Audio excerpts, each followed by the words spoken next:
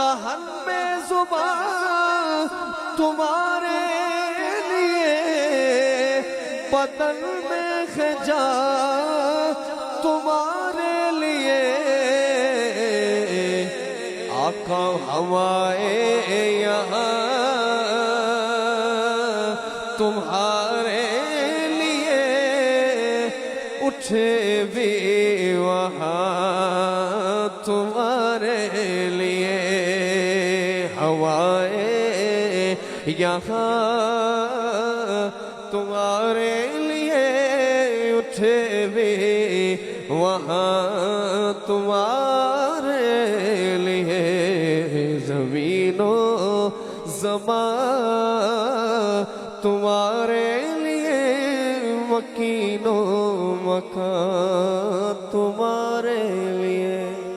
نعرہ تکبیر، نعرہ رسالت، نعرہ رسالت، نعرہ تحقیق، نعرہ حیدری، عشق و محبت، عشق و محبت، اعلیٰ حضرت گونج پا دے ذرا، عشق و محبت، عشق و محبت، عشق و محبت، عشق و محبت، اعلیٰ حضرت، اعلیٰ حضرت، عشق و محبت، عشق و محبت۔ تمام احباب تشریف فرما ہو جائیں۔ یہ ہماری خوش قسمتی کہ آج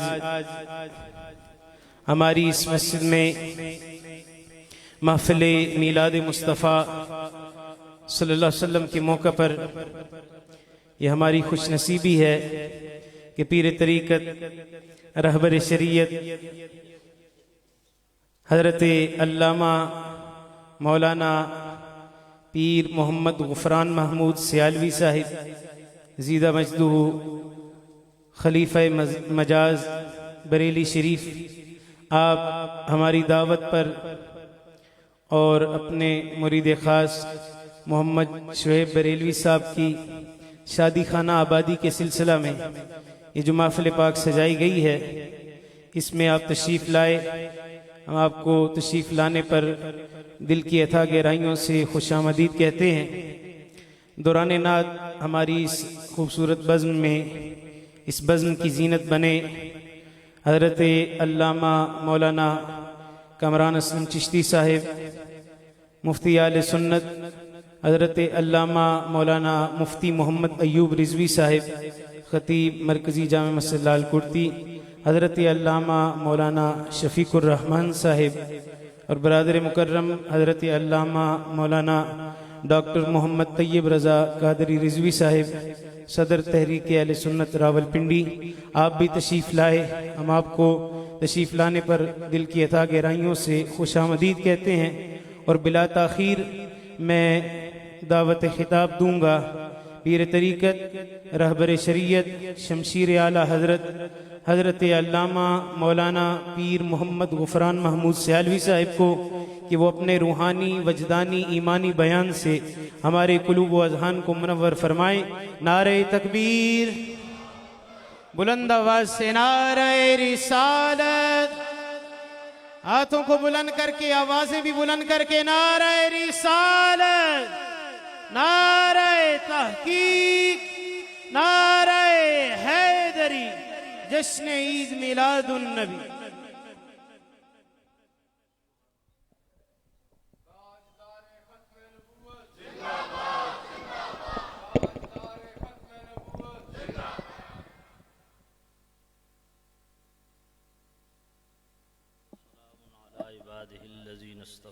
أما بعد، أعوذ بالله من الشيطان الرجيم، بسم الله الرحمن الرحيم۔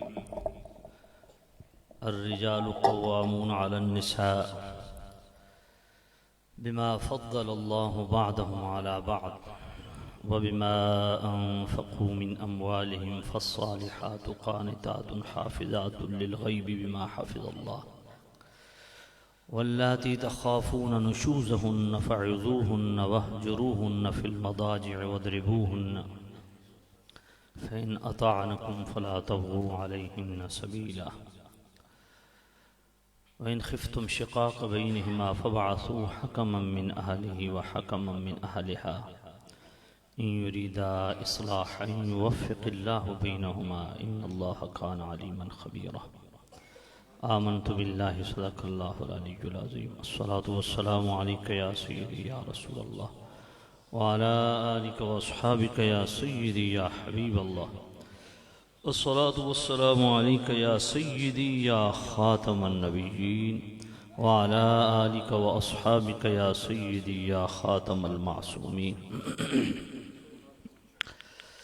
واجب الاحترام سامعین عزیز الشام بزرگوں دوستوں عزیزوں بالخصوص حضرات علماء عزیت الشام حضرت قبلہ علامہ مولانا مفتی محمد ایوب رضوی صاحب عزت مآب حضرت قبلہ علامہ مولانا محمد اسلم کامران اسلم چشتی صاحب حضرت علامہ مولانا شفیق الرحمن صاحب حضرت علامہ مولانا ڈاکٹر محمد طیب صاحب دیگر احباب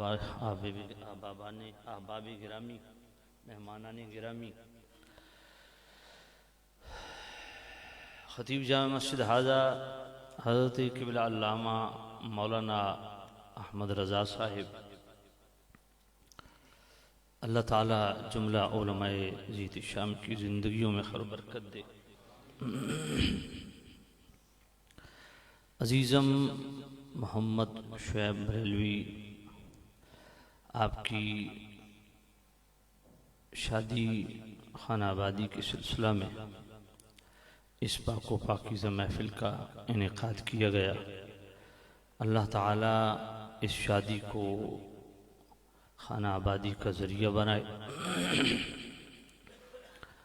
اور بالخصوص ان کے والد گرامی عزت مآب جناب قاری زراعت صاحب اللہ ان کو بھی خیر و برکت دے اللہ ان کو اپنے بچوں کی دائمی خوشیاں نصیب فرمائے وقت بہت تھوڑا ہے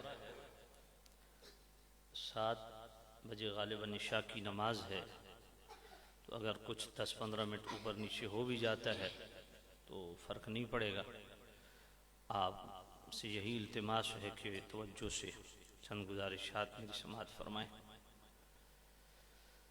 میرا خیال تھا کہ عشاء کی فوراً نماز کے بعد اگر خطاب ہوتا تو زیادہ موزوں تھا کیونکہ ہر بندے کے ذہن میں ہوتا ہے کہ محفل شروع ہوئی ہے خطاب عشاء کے بعد ہی ہوگا تو اس کے باوجود الحمدللہ اچھی خاصی تعداد آپ حضرات تشریف لائے اللہ آپ کو قدم قدم پہ کروڑوں برکتیں نصیب فرمائے چونکہ شادی کے حوالہ سے اس تقریب سعید کا انعقاد ہے تو اسی سے ریلیٹڈ چند گزارشات آپ کی خدمت میں عرض کروں گا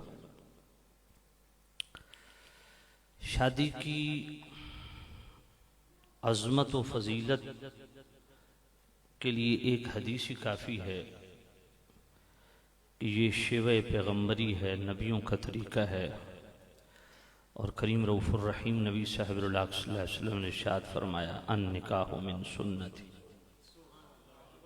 نکاح میری سنت ہے تو میرا خیال ہے یہ حضور کی سنت سمجھ کے اگر اس کو کیا جائے تو اس کی اپنی برکتیں ہیں اور سنت فرما کے موجودہ دور کے جو شادیوں میں شادی بیاہ کی رسم و رواج ہیں خلاف شرع ان کا بھی قلق کم ہو جاتا ہے یہ اشارہ ہے کہ میری سنت ہے تو اس کی برکت لینے کے لیے اسی طرح اس کی ادائیگی کرو جس طرح شرع شریف کو مقصود ہے مطلوب ہے تو سامعین عزیز شام جہاں تک اس کی اہمیت کا تعلق ہے تو یقیناً 2 افراد کے جڑنے سے بیٹے اور بیٹیوں کی صورت میں ایک خاندان ترویج پاتا ہے اور ایک پورا معاشرہ ترتیب پاتا ہے اور یہ سلسلہ نسل در نسل قیامت تک چلتا ہے۔ دیکھیں، دو ہستیوں کا میاں بیوی کی حیثیت سے جڑنا، حضرت آدم اور حضرت حوا پاک کا جو عقد ہوا، اب اس عقد کی برکت دیکھیں کہ بحیثیت میاں بیوی ان کا جو رشتہ ہے اس میں اللہ تعالیٰ نے کتنی برکت رکھی کہ 2 سے 4، 4 سے 8، 8 سے 16، 16 سے 24، یہ سلسلہ اس وقت اربوں کی تعداد میں۔ ڈاکٹر طیب صاحب، اس وقت کل انسانی آبادی کتنی ہے؟ 7 ارب سے زائد۔ تو اب دیکھیں، یہ 7 ارب انسان جو دنیا میں آئے تو اسی عقد کے نتیجے میں آئے۔ تو یہ اس کی اہمیت ہے۔ اب یہ ہے کہ اس عقد کو دوام کیسے نصیب ہو۔ اللہ تعالیٰ کو یہ رشتہ بہت پسند ہے، اور اللہ تعالیٰ کی رضا بھی اسی میں ہے کہ اس کو قائم رکھا جائے۔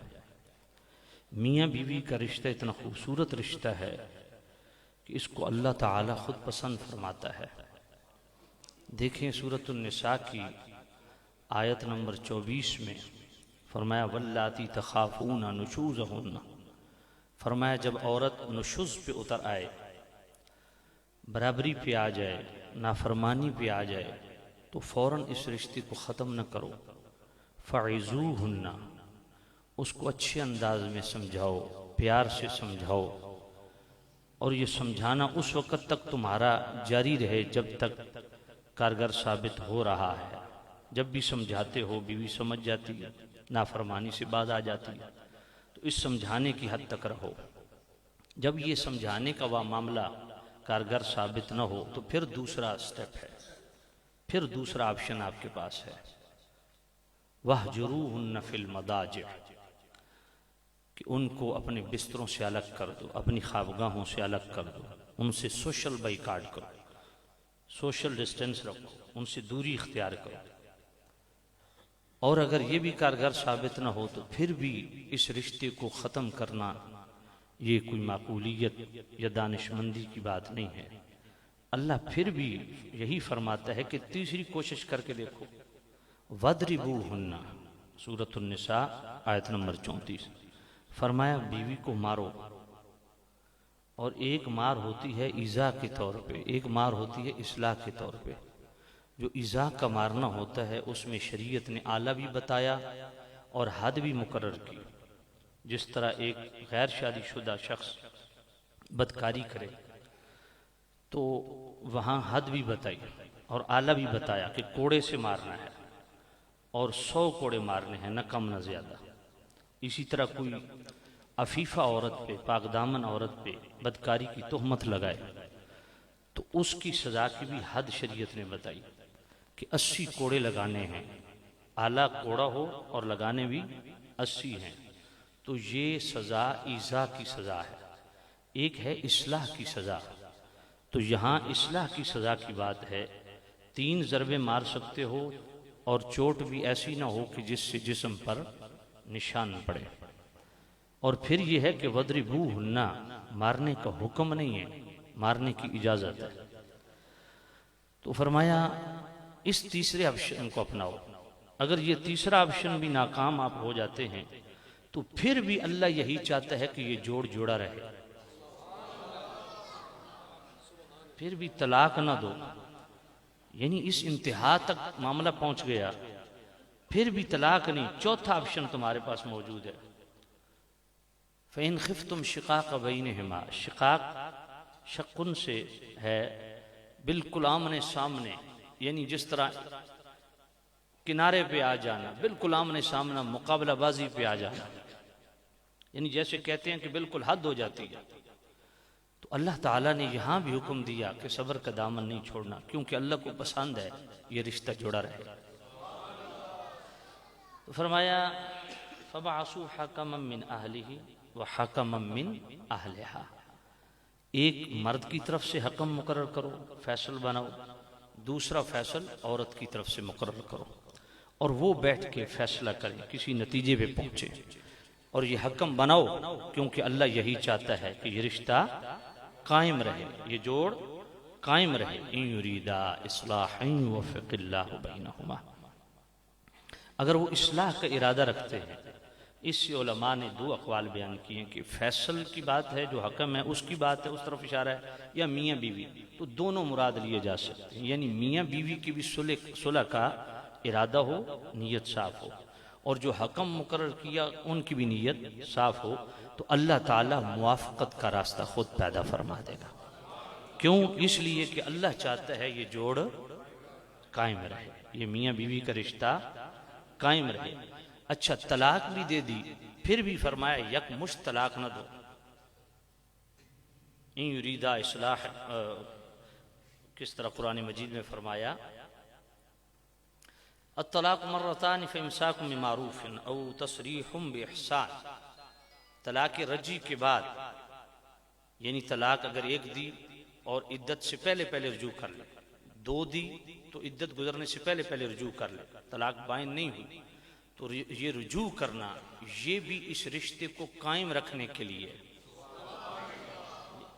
ہن لباس لکم وانتم لباس لہن، مرد عورت کا لباس ہے، عورت مرد کا لباس ہے۔ یہ لباس کیوں قرار دیا؟ فرمایا یقیناً نہ مرد معصوم ہے نہ عورت معصوم ہے، مرد میں خوبی بھی ہیں خامیاں بھی ہیں، عورت میں خوبی بھی ہیں اور خامیاں بھی ہیں، تو ایک دوسرے کی خوبیوں اور خامیوں کو سامنے رکھ کے زندگی گزارو، خامیوں سے درگزر کیا جائے اور خوبیوں کو سراہا جائے، تاکہ یہ رشتہ قائم رہے۔ تو یہ رشتہ اللہ تعالیٰ کو بڑا پسند ہے، اس کو قائم رکھنا یہ پسندیدہ عمل ہے۔ اب بات یہ ہے کہ اس رشتے کو زندگی کی آخری سانس تک قائم رکھنے کے لیے کیا کیا جائے کہ یہ ہمیشہ قائم رہے، کیونکہ رشتے ٹوٹ پوٹ کا شکار بھی ہو جاتے ہیں۔ تو وہ کون سا عمل ہے جس کے کرنے سے یہ رشتہ ہمیشہ قائم رہتا ہے؟ تو میں اس نتیجے پر پہنچا ہوں جو جامع ترمذی کی حدیث ہے، میرے کریم رؤوف الرحیم نبی نے فرمایا فَأْتُوا كُلَّ ذِي حَقٍّ حَقًّا، ہر حق والی کو اس کا حق دو۔ اگر یہ شوہر ٹھان لے کہ میں نے بیوی کا ہر وہ حق ادا کرنا ہے جو شریعت نے مجھ پہ رکھا، اور بیوی ٹھان لے کہ میں نے ہر وہ حق مرد کا پورا کرنا ہے جو شریعت نے مجھ پہ رکھا، دونوں اگر ایک دوسرے کی حقوق کا خیال رکھیں گے تو اس رشتے کو اللہ تعالیٰ آخری سانس تک جو ہے وہ برکت دے گا اور اس کو قائم رکھے گا۔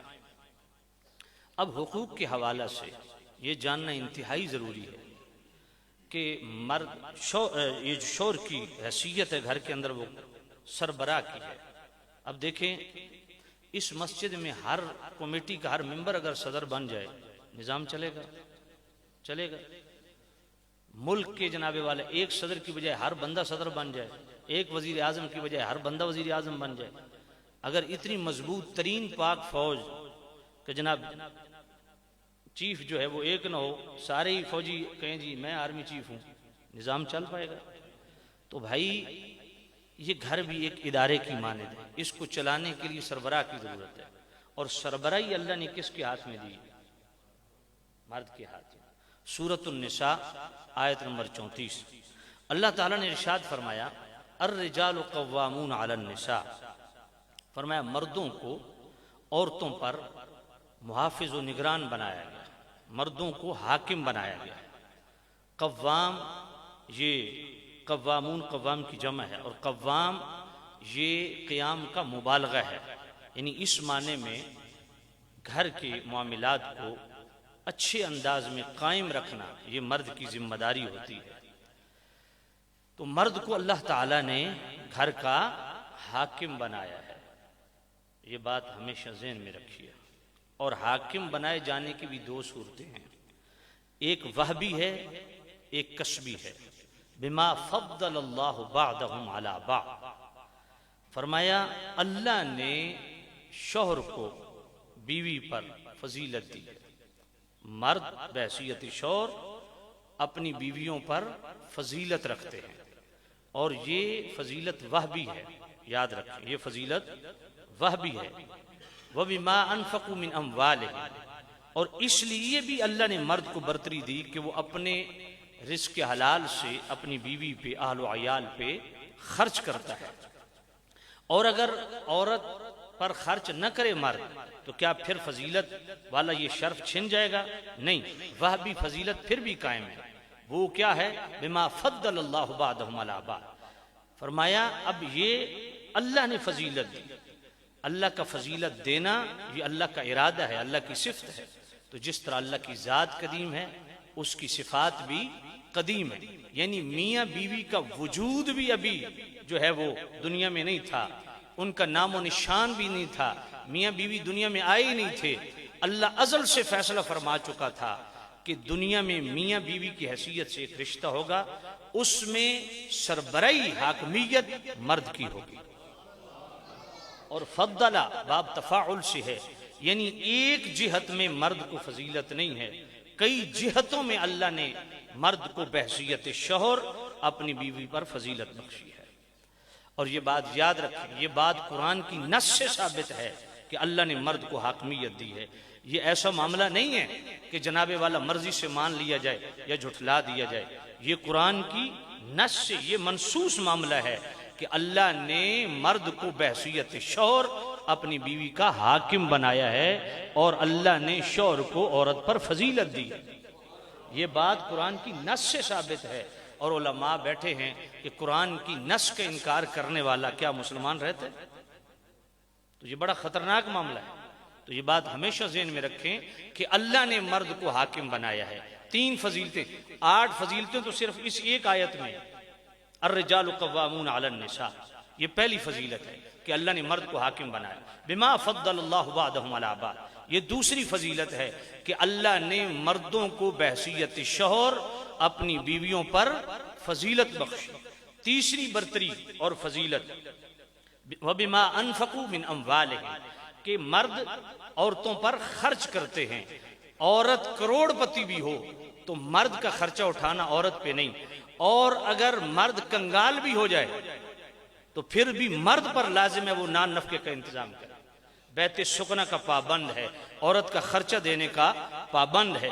تو یہ بات بھی ثابت کرتی ہے کہ اللہ نے مرد کو حاکمیت دی، مرد کو فضیلت دی۔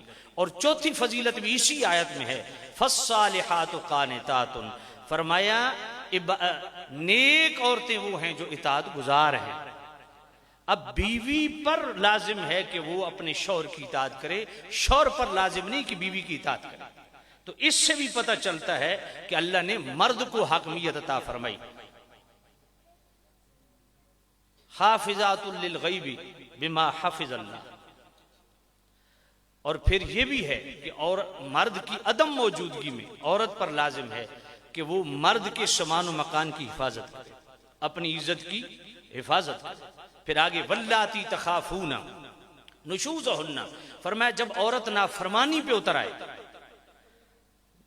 یہ نشوز کس کو کہتے ہیں؟ دیکھو قرآن مجید میں اللہ نے فرمایا یا ایھا الذین آمنوا اذا قیل لکم تفسحوا فی المجالس فافسحوا یفسح اللہ لکم واذا قیل انشزوا فانشزوا، کہ جب تمہیں کہا جائے جگہ چھوڑو تو جگہ چھوڑو، یفسح اللہ لکم، اس جگہ چھوڑنے کا فائدہ تمہیں ہے کہ اللہ تعالیٰ تمہارے لیے کشادگی پیدا فرمائے گا۔ وَإِذَا قِيلَ انشُزُوا فَانشُزُوا، فرمایا جب تمہیں کہا جائے کھڑے ہو جاؤ تو کھڑے ہو جاؤ۔ تو یہ نشوز کہتے ہیں برابر کھڑا ہو جانا، برابری کا دعویٰ کرنا، مرد کے سامنے آ جانا۔ واللاتی تخافون نشوزہن، اللہ تعالیٰ نے اس کو نشوز سے تعبیر فرمایا ہے۔ بیویاں 2 قسم کی ہوتی ہیں، ایک ہے صالحات اور دوسری ہے ناشزات۔ صالحات نیک بیویاں ہیں اور ناشزات نافرمان عورتیں ہیں۔ اور پھر اس ایک سطر میں 3 چیزیں بیان کی، فالصالحات قانتات حافظات، 3 چیزیں۔ صالحات کا تعلق ان نیکیوں کے ساتھ ہے جو اللہ کے حکم کو پورا کرنے کی صورت میں ہوتی ہیں، اور قانتات عورت مرد کی موجودگی میں اپنے شوہر کی اطاعت کرنا، اس کو قانتات کہتے ہیں۔ اور حافظات مرد کی عدم موجودگی میں اس کے سامان و مکان کی حفاظت کرنا۔ تو سامعین ذی احتشام، مرد پاس موجود ہو تب بھی مرد کی اطاعت عورت پر لازم ہے، مرد پاس نہ ہو تب بھی مرد کے حکم کی اطاعت کرنا عورت پر لازم ہے۔ بات سمجھ آ گئی؟ قانتات. قرآن مجید میں آپ کیا پڑھتے ہیں؟ سبحان اللہ. حافظوا على الصلوات والصلاة الوسطى وقوموا لله قانتين.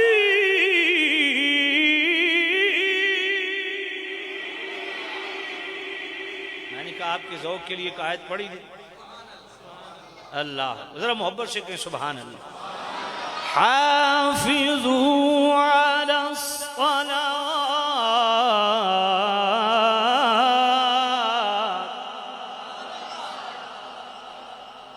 حافظوا على الصلوات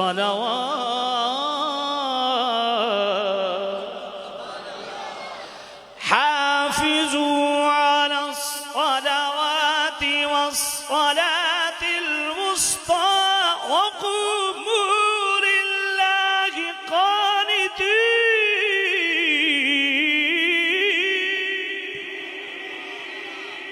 فرمایا اپنے نمازوں کی حفاظت کرو، بالخصوص بیچ والی نماز. بیچ والی نماز، یہ بیچ والی نماز سے حضرات عصر کی نماز مراد لیتے ہیں، لیکن مفسرین اس طرف بھی گئے ہیں کہ اس آیت سے پہلے بھی آئلی قوانین ہے، اس آیت کے بعد بھی آئلی قوانین ہے. یعنی زندگی کے لفڑوں کے اندر نماز بھی ہے، اس کو چھوڑ نہ دینا. دکانداری ہے لیکن نماز بھی ہے، شادی ہے لیکن نماز بھی ہے، فوتگی ہے لیکن فوتگی کے اس غم میں نماز کو نہ بھول جانا. فرمایا زندگی کے سارے معاملات و معمولات کے بیچ میں نماز بھی ہے. وَقُومُوا لِلَّهِ قَانِتِينَ. اپنے رب کے لیے ادب سے کھڑے رہا کرو. یا مریم اقنتی لربک، اے مریم اپنے رب کے لیے ادب سے کھڑی رہو. تو یہ کیا ہے؟ والصالحات قانتات. عورت اطاعت گزار وہی ہے جو ہر وقت اپنے شوہر کی اطاعت میں کمر بستہ رہے. فالصالحات قانتات. اس سے بھی پتہ چلتا ہے کہ مرد کو اللہ نے برتری دی، مرد کو اللہ نے فضیلت بخشی ہے، مرد کو اللہ نے حاکمیت بخشی ہے، کیونکہ عورت پر لازم ہے کہ وہ مرد کی اطاعت کرے، مرد پہ لازم نہیں کہ عورت کی اطاعت کرے. بات سمجھیں؟ پھر فعظوہن سے بھی پتہ چلتا ہے کہ اللہ نے مرد کو برتری دی.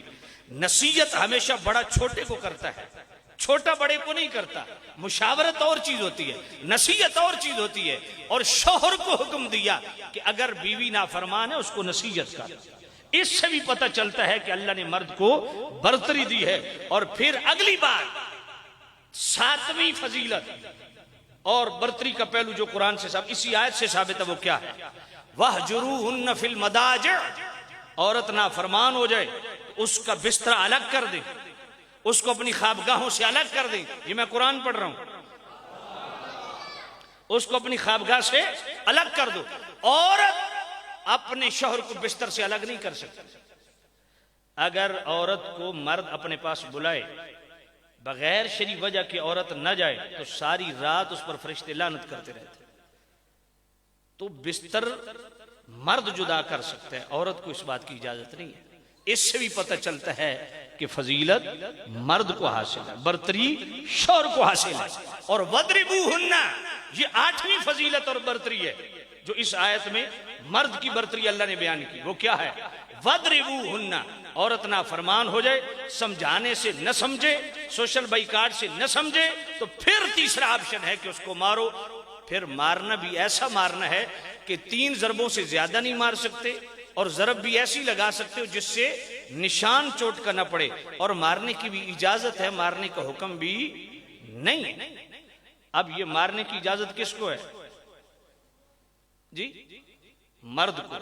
کیا عورت کو اجازت ہے؟ عورت کو ہرگز اجازت نہیں. بلکہ الرجال قوامون علی النساء اس کے شان نزول پڑی ہے، جو کہ تفسیر خازن میں بھی ہے، تفسیر کبیر میں بھی ہے، روح المعانی کے اندر بھی ہے. حضرت سعد بن ربیع جو قبیلہ انصار کے نقیب ہیں، انہوں نے اپنی بیوی حضرت حبیبہ بنت زید بن زہیر کو تھپڑ مارا. اب زید بن زہیر جو ہیں وہ اپنی بیٹی کو لے کے حضرت حبیبہ کو لے کے حضور کی خدمت میں آ گئے. عرض کی یا نبی اللہ، میری اس بیٹی کو اس کے شوہر حضرت سعد بن ربیع نے تھپڑ مارا ہے، ہمیں قصاص چاہیے، بدلہ چاہیے. حضور نے فرمایا جا کے اس کو تھپڑ مار لیتے. جب وہ گئیں پیچھے سے یہ آیت نازل ہوئی، الرجال قوامون علی النساء. میرے نبی نے فوراً ان کو بلوایا، فرمایا تو اپنے شوہر کو تھپڑ نہیں مار سکتی، کیونکہ اللہ کا حکم آ گیا ہے کہ حاکم مرد ہے. اور مصطفیٰ کریم نے فرمایا ہم نے کچھ اور چاہا، رب نے کچھ اور چاہا، اور رب کا چاہا ہمارے چاہے سے افضل ہے۔ سبحان اللہ۔ تو سامعین عزیز شام، یہ 8 فضیلتیں قرآن مجید کی اس ایک آیت سے مرد کے لیے ثابت ہے۔ اور نامی فضیلت جو سورہ بقرہ کی آیت نمبر 228 کے اندر موجود ہے، وَبْعُولَتُهُنَّ أَحَقُّ بِرَدِّهِنَّ فِي ذَلِكَ إِنْ أَرَادُوا إِصْلَاحًا۔ مرد اگر عورت کو طلاق دے دے، ایک دی یا 2 دی، الطلاق مرتان، یہ طلاق رجی 2 بار ہے۔ عدت گزرنے سے پہلے اگر مرد رجوع کر لیتا ہے عملاً یا زبان کے ساتھ رجوع کر لیتا ہے، تو اب یہ رجوع کا حق اللہ نے کس کو دیا؟ اس میں کیا عورت کی مرضی شامل ہونا ضروری ہے؟ ہرگز نہیں۔ تو اس سے بھی پتہ چلتا ہے کہ مرد کو اللہ نے حاکم بنایا۔ اور اسی سورہ بقرہ کی آیت نمبر 228 میں 10ویں فضیلت فرمایا وَلِلرِّجَالِ عَلَيْهِنَّ دَرَجَةٌ، فرمایا مردوں کو اللہ نے عورتوں پر درجہ عطا فرمایا ہے۔ تو یہ درجہ بندی یہ خود میرے رب کی قائم کردہ ہے، ہماری اپنی نہیں۔ اس سے بھی مرد کی فضیلت ہے۔ اور 11ویں فضیلت جب قرآن سے پڑھیے، سورۃ الاعراف کی آیت نمبر 199، یہ نوٹ کر دے جاؤ، کسی اور کتاب کو نہیں لبنی، یہ سیالوی دی کتاب ہی لبنی۔ توجہ ہے، آپ محنت جا ساڑی اپنی، آپ کسی اور دی تو کوئی نہیں ہے نا، جو ہوئی تو میں نے 10 چھوڑا پہ فلانے خطیب بیان کی تھی، توجہ ہے کوئی نہیں۔ تو سامعین عزیز سے ہم توجہ کرنا، اللہ اکبر۔ سورۃ الاعراف آیت نمبر 199، اللہ تعالیٰ کیا فرماتا ہے؟ هو الذی خلقکم من ذکر و انثی، هو الذی خلقکم من ذکر، وہ کس طرح؟ هو الذی من نفس واحدہ، اللہ فرماتا ہے ہم نے انسان کو نفس واحد سے پیدا کیا۔ اور سورۃ النساء کی آیت نمبر 1 میں کیا فرمایا؟ یا ایھا الناس اتقوا ربکم الذی خلقکم من نفس واحدہ، ہم نے انسان کو نفس واحد سے بنایا ہے۔ اب وہ نفس واحد کون ہے؟ آج آپ نے اکثر سنا ہوگا یہ کچھ مغرب زادیاں، ناہنجار، ناشزات اور فساق و فجار قسم کی عورتیں، مبتی مافیا، جو ہر بات پہ جناب والا مرد کو دیوار سے لگانے پہ تلی ہوئی ہیں کہ جی مرد عورت کا کیسے مقابلہ کر سکتا ہے؟ اس مرد کو جنم دینے والی عورت جو اس کی ماں ہے، تو وہ دیکھو کہ اللہ نے کتنی شان بخشی ہے، یہ مرد کیسے عورت کا مقابلہ کر سکتا ہے؟ اس کو جنم دینے والی ماں ہے۔ میں نے کہا ماں کو کس نے جنم دیا؟ کہا اس کی ماں نے۔ میں نے کہا اس کی ماں کو کس نے جنم دیا؟ کہا اس کی ماں نے۔ میں نے کہا اس کی ماں کو کس نے جنم دیا؟ اس کی ماں نے۔ میں نے آخری ماں کون ہے؟ حضرت حوا۔ تو میں نے کہا حضرت حوا کو کس نے جنم دیا؟ یہ حضرت آدم علیہ السلام کی کوکھ سے پیدا ہوئی ہیں۔ تو بھائی مرد اصل ہے، عورت فرع ہے۔ تو مرد کو اللہ نے برتری بخشی ہے، مرد کو اللہ نے فضیلت بخشی ہے، مرد کو اللہ نے حاکمیت بخشی ہے۔ اور پھر اور بھی بہت ساری فضیلتیں ہیں، اللہ اکبر۔ بعض وہبی ہیں، بعض کسبی ہیں۔ مثال کے طور پہ امامت کبریٰ، امامت صغریٰ، دونوں صورتوں میں یہ حق کس کا رکھا اللہ نے؟ منصب امامت کا حل کون ہے؟ بولتے جائیے، آج تک کوئی عورت نبی بن سکی؟ منصب خلافت کا حل کون ہے؟ اونچا بولیے۔ اذان کس کے ذمے ہے؟ اذان کس کے ذمے ہے؟ جمعہ کس پہ فرض ہے؟ جناب والا تکبیرات تشریق کس کے لیے ضروری ہے؟ مرد کے لیے۔ پھر جناب والا قضاء کا منصب کس کے لیے؟ قضاء کا منصب کس کے لیے؟ جہاد کس پہ فرض ہے؟ کمال عقل حضور نے کس کے لیے بیان کیا؟ کمال دین حضور نے کس کے لیے بیان کیا؟ طلاق کا حق کس کے جناب والا دیا گیا؟ مرد کو۔ اور وراثت میں دگنا حصہ کس کا ہے؟ بھئی یک وقت 4 شادیوں کی اجازت کس کو ہے؟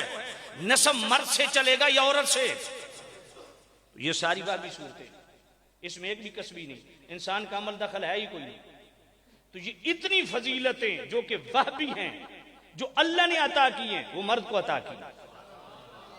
اور اسی طرح امامت صغریٰ، نماز کی امامت، اس کا حل کون ہے؟ بولیے۔ یہ ساری فضیلتیں وہبی ہیں۔ اب کسبی فضیلتوں کی طرف آ جاؤ۔ مہر کس کے ذمہ ہے؟ اونچا بولیے۔ نان نفقہ کا ذمہ دار کون ہے؟ بیت سکنا یعنی ایک مکان، پوری کوٹھی نہیں، ایک کمرہ بیوی کا اختیار ہو، وہ تالا لگا دے اس کو مرضی، تالا کھول کے رکھے اس کی مرضی، اس میں نہ ٹانگ شور اڑا سکتا ہے نہ ساس سسر اڑا سکتے ہیں، اس کو کہتے ہیں بیت سکنا۔ یہ مرد پر لازم ہے کہ وہ عورت کو فراہم کرے۔ نان نفقہ کس کے ذمہ ہے؟ بیت سکنا کس کے ذمہ ہے؟ بولیے۔ پھر بچہ جب پیدا ہو گیا تو رضاعت کس کے ذمہ ہے؟ اگر بیوی اپنے بچے کو دودھ پلانے سے انکار کر دے تو شوہر جبرن دودھ نہیں پلوا سکتا، شوہر کو حکم ہے کہ جا کے کوئی دائیا ڈھونڈ کے لا جو اس کو دودھ پلائے، اس کو اجرت دے۔ ایک ہی صورت میں وہ بیوی کو فورس کر سکتا ہے، اور وہ خود نہیں کر سکتا، وہ پہلے قاضی کے پاس جائے، قاضی اس کو بلائے، جج اس کو بلائے، اس کو فورس کرے کہ بچے کے ضائع ہونے کا خدشہ ہے، اس لیے قاضی اس کو آرڈر کرے گا۔ ہاں اگر وہ اجرت مانگے دودھ پلانے کی تو شوہر پر لازم ہے اس اپنی بیوی کو اجرت دے جو اپنے بچے کو دودھ پلا رہے ہیں۔ تو یہ رضاعت کی ذمہ داری کس پہ ہے؟ پھر رضاعت کے بعد خشانت کا مرحلہ آیا، یعنی لڑکا 7 سال تک اور لڑکی 9 سال تک، یہ ہے خشانت کا مرحلہ، یعنی حفاظت پرورش کا مرحلہ۔ یہ کس کے ذمہ ہے؟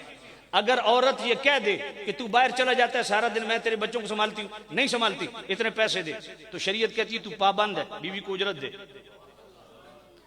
پھر خشانت کے بعد سیانت کا مرحلہ آیا، بچوں کی حفاظت کا، بیوی کہہ دے میں تیرے بچوں کی حفاظت نہیں کرتی، مجھے اجرت چاہیے، تم دینے کے پابند ہو، تو یہ کس کے ذمہ ہے؟ یہ ساری کسبی فضیلتیں ہیں، اس میں بھی مرد کو برتری ہے۔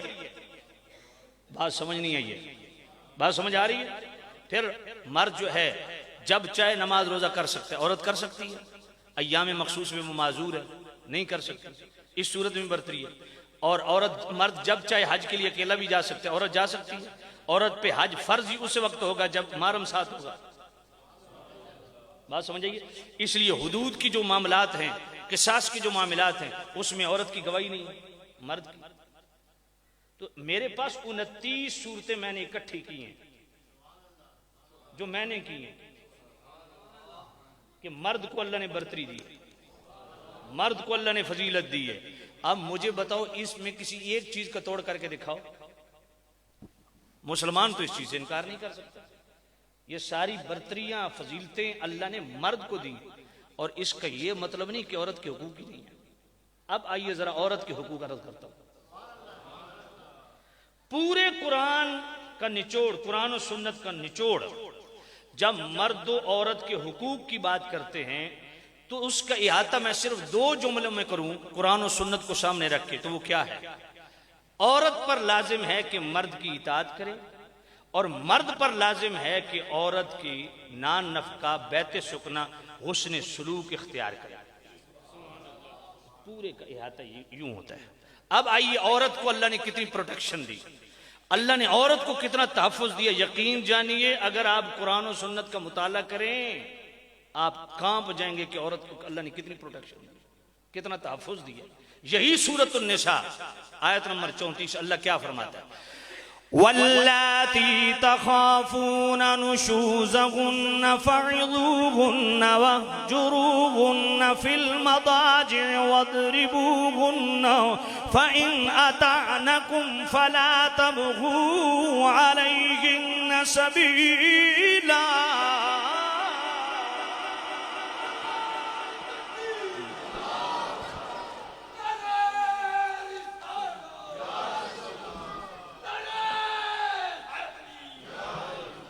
اب پیسے ویک کے میرا دل کردہ پہ میں طرز لاما تھوڑی سی،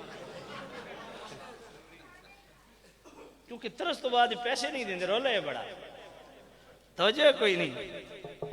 ہاں ساڑی قوم بڑی عجیب سیانی بن گئی ہے، بھئی طرز لو، شیر پڑھو، پیسے آنے۔ وہ ہر خطیب رکھا بھی ہوئے نا تو وہ بھی کوشش کردہ کدھروں نے کدھروں کڑ لیندہ طرز۔ اللہ آپ کے رزق کے حلال میں برکت دے جی، دیو ویسی مہنگائی زیادہ ہوگی، پیٹرول پتہ کتنے جا رہا، انکار کوئی نہیں ہے، لیکن سنو ذرا قرآن سنو پیار سے، میں پھر آج پڑھتا ہوں یار سے کہو سبحان اللہ۔ واللاتی تخافون نشوزهن فعظوهن واهجروهن في المضاجع واضربوهن فَإِنْ أَطَعْنَكُمْ فَلَا تَبْغُوا عَلَيْهِنَّ سَبِيلًا.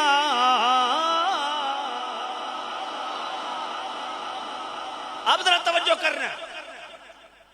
فرمایا جب عورت نافرمانی پہ اتر آئے فَعِزُوهُنَّ، اسے سمجھاؤ. سمجھ سے کام نہ چلے. وَهْجُرُوهُنَّ فِي الْمَضَاجِعِ، ان کے بستروں کو الگ کر دو. اس سے بھی کام نہ چلے. وَضْرِبُوهُنَّ، اصلاح کے طور پہ اتنا مارو کہ 3 ضربوں سے زیادہ نہ ہو، جسم پہ نشان بھی نہ پڑے. فَإِنْ أَطَعْنَكُمْ فَلَا تَبْغُوا عَلَيْهِنَّ سَبِيلًا. اور اگر عورت فرما برداری میں آ جائے تو پھر تمہیں زبان درازی اور دست درازی کی اجازت نہیں ہے. یہ عورت کو اللہ نے تحفظ دیا، عورت کو اللہ نے پروٹیکشن دی. فرمایا عورت اگر فرمانبرداری پہ اتر آئے تو پھر یہ پرانی باتیں چھیڑ کے جو ہے نا اپنا گھر کا ماحول خراب نہ کرو. فرمایا عورت اگر اطاعت میں آ جائے تو پچھلی باتیں چھیڑنے کی تمہیں اجازت نہیں ہے. نہ زبان درازی کی اجازت ہے، نہ گلے شکوے کی اجازت ہے، نہ ہاتھ اٹھانے کی اجازت ہے. یہ عورت کی پروٹیکشن ہے. اور دوسری سورت النساء، اللہ کا قرآن، فرمایا جس طرح میں نے پہلے آیت پڑھی نا وَبْعُولَتُهُنَّ أَحَقُّ بِرَدِّهِنَّ فِي ذَلِكَ إِنْ أَرَادُوا إِصْلَاحًا، کہ عورت اگر جناب والا مرد عورت کو اگر طلاق دے دے تو رجوع کا حق صرف مرد کے پاس ہے، عورت کی اس میں مرضی نہیں ہے، نہ عورت کی اجازت کی ضرورت ہے. لیکن ساتھ کیا فرمایا وَلَهُنَّ مِثْلُ الَّذِي عَلَيْهِنَّ، فرمایا جس طرح مرد کے حقوق ہیں اسی طرح عورتوں کے بھی حقوق ہیں. عورت کا حق ہے کہ اس کے دان نفقے کا انتظام کیا جائے. عورت کا حق ہے کہ اس کے لیے بیت السکنہ کا انتظام کیا جائے. عورت کا حق ہے کہ جناب والا معاشرے میں رائج ہر معروف اچھا طریقہ اس کو اپنی عورت کے ساتھ برتا جائے. یہ عورت کا حق ہے. پھر جناب والا تیسری عظمت جو عورت کو اللہ نے عطا کی وہ کیا ہے؟ سورۃ النساء آیت نمبر 19. اللہ فرماتا ہے سبحان اللہ وَلِلرِّجَالِ عَلَيْهِ، کس طرح ہے جی آیت؟ درود شریف پڑھیں. وَعَاشِرُوهُنَّ بِالْمَعْرُوفِ، یہ سورۃ النساء ہے، آیت نمبر 19 ہے. اللہ نے فرمایا اپنی عورتوں سے حسن سلوک اختیار کرو، اچھا برتاؤ اختیار کرو. عاشرو معاشرت سے بنا ہے، اور معروف معاشرے میں رائج ہر اچھا طریقہ، تخاطب و کلام کے اچھے طریقے ہوں، رہن سہن کے اچھے طریقے ہوں، نشست و برخاست کے اچھے طریقے ہوں. یہ سارے اچھے طریقے باہر جو برتتے ہو نا گھر میں برتو. بیوی کے ساتھ حسن سلوک سے پیش آؤ. ہر وقت جناب والا بوتھی چاڑی رکھنی تے گھر ہی منہ سجا کے بڑھنا بھئی عورت تے رو پاوے کہ مرد صاحب آ گئے. ٹھیک ہے نہ، ایسا نہیں ہے. وَعَاشِرُوهُنَّ بِالْمَعْرُوفِ، فرمایا عورتوں کے ساتھ حسن سلوک اختیار کرو. اور اس حسن سلوک کے لیے سبحان اللہ اگر مصطفیٰ کریم کی ازدواجی زندگی کا مطالعہ فرمائے، خدا کی قسم نورانی دفترہ ختم ہونے میں نہیں آتا. میرے نبی نے اپنی ازواج مطہرات کے ساتھ کس طرح زندگی گزاری، خلفائے راشدین نے کس طرح زندگی گزاری. میں پڑھ رہا تھا القبائر کے اندر امام شمس الدین ذہبی جو فن رجال کے امام ہیں، انہوں نے القبائر کے اندر یہ واقعہ لکھا ہے، یہ حدیث لکھی ہے کہ حضرت عمر رضی اللہ تعالیٰ عنہ، وہ عمر جن کا نام سن کے کفر کامتا تھا، جرت نہیں ہوتی تھی اسلام کو ٹیڑھی نظر سے بھی دیکھنے کی، لیکن آپ اندازہ فرمائیں گھر میں کیا حسن سلوک ہے کہ ایک شخص آپ کو اپنی بیوی کی شکایت لگانے گیا کہ میری بیوی جناب والا میرے ساتھ زبان درازی کرتی ہے. دروازہ کھٹکھٹانے لگا تو اندر سے آواز آئی، گویا اس کو یہ محسوس ہوا کہ حضرت عمر رضی اللہ تعالیٰ عنہ کی بیوی خود حضرت عمر سے وہی برتاؤ کر رہی ہے جس کی میں شکایت لے کے آیا. واپس پلٹا تو حضرت عمر باہر آ گئے، بلا لیا، کہا کیسے آئے ہو؟ کہا جی میں تو اپنی بیوی کی شکایت لے کے آیا تھا، لیکن آپ کے گھر کا معاملہ ہی ایسا ہے. تو آپ نے فرمایا یہ بتا میری بیوی پر میرا کھانا پکانا لازم ہے شریعت میں؟ کہا نہیں. میری بیوی پر میرے کپڑے دھونا ضروری ہے؟ کہا نہیں. کہا میری بیوی میرے بچوں کو جناب والا اس نے دودھ پلایا کیا یہ اس بات کی جناب والا پابند ہے؟ کہا نہیں۔ میرے بچوں کی حفاظت کرتی ہے، پابند ہے؟ کہا نہیں۔ میرے بچوں کی پرورش کرتی ہے، پابند ہے؟ کہا نہیں۔ میری عدم موجودگی میں میرے سامان و مکان کی حفاظت کرتی ہے؟ کہا جی۔ کہا اس کی جناب والا یہ ساری چیزیں اس پر ضروری تو نہیں ہیں، لیکن وہ کرتی ہے، میرے کپڑے بھی دھوتی ہے، میرے لیے کھانا بھی بناتی ہے، مجھے راحت بھی پہنچاتی ہے، میرے بچوں کو دودھ بھی اس نے پلایا، میرے بچوں کی یہ حفاظت بھی کرتی ہے، ان کی پرورش بھی کر رہی ہے، تو یہ سارے کام جو شرعن اس پر لازم نہیں وہ سارے کر رہی ہے۔ تو اگر میاں بیوی کی حیثیت سے گھر میں کچھ ایسا ہو بھی جاتا ہے تو اس سے درگزر کرنا چاہیے، کیونکہ قرآن کا حکم ہے وَعَاشِرُوهُنَّ بِالْمَعْرُوفِ۔ اسی طرح الکبائر کے اندر امام شمس الدین ذہبی فرماتے ہیں کہ حضرت ابو الحسن خرقانی رحمت اللہ علیہ وہ اللہ کے ولی کہ جن کو اللہ تعالیٰ نے شیروں پہ بھی دسترس رکھی عطا فرمائی تھی، شیر جن کے تابعدار تھے، ان کی اہلیہ بھی اسی طرح بڑی کرخت لہجہ رکھتی تھی۔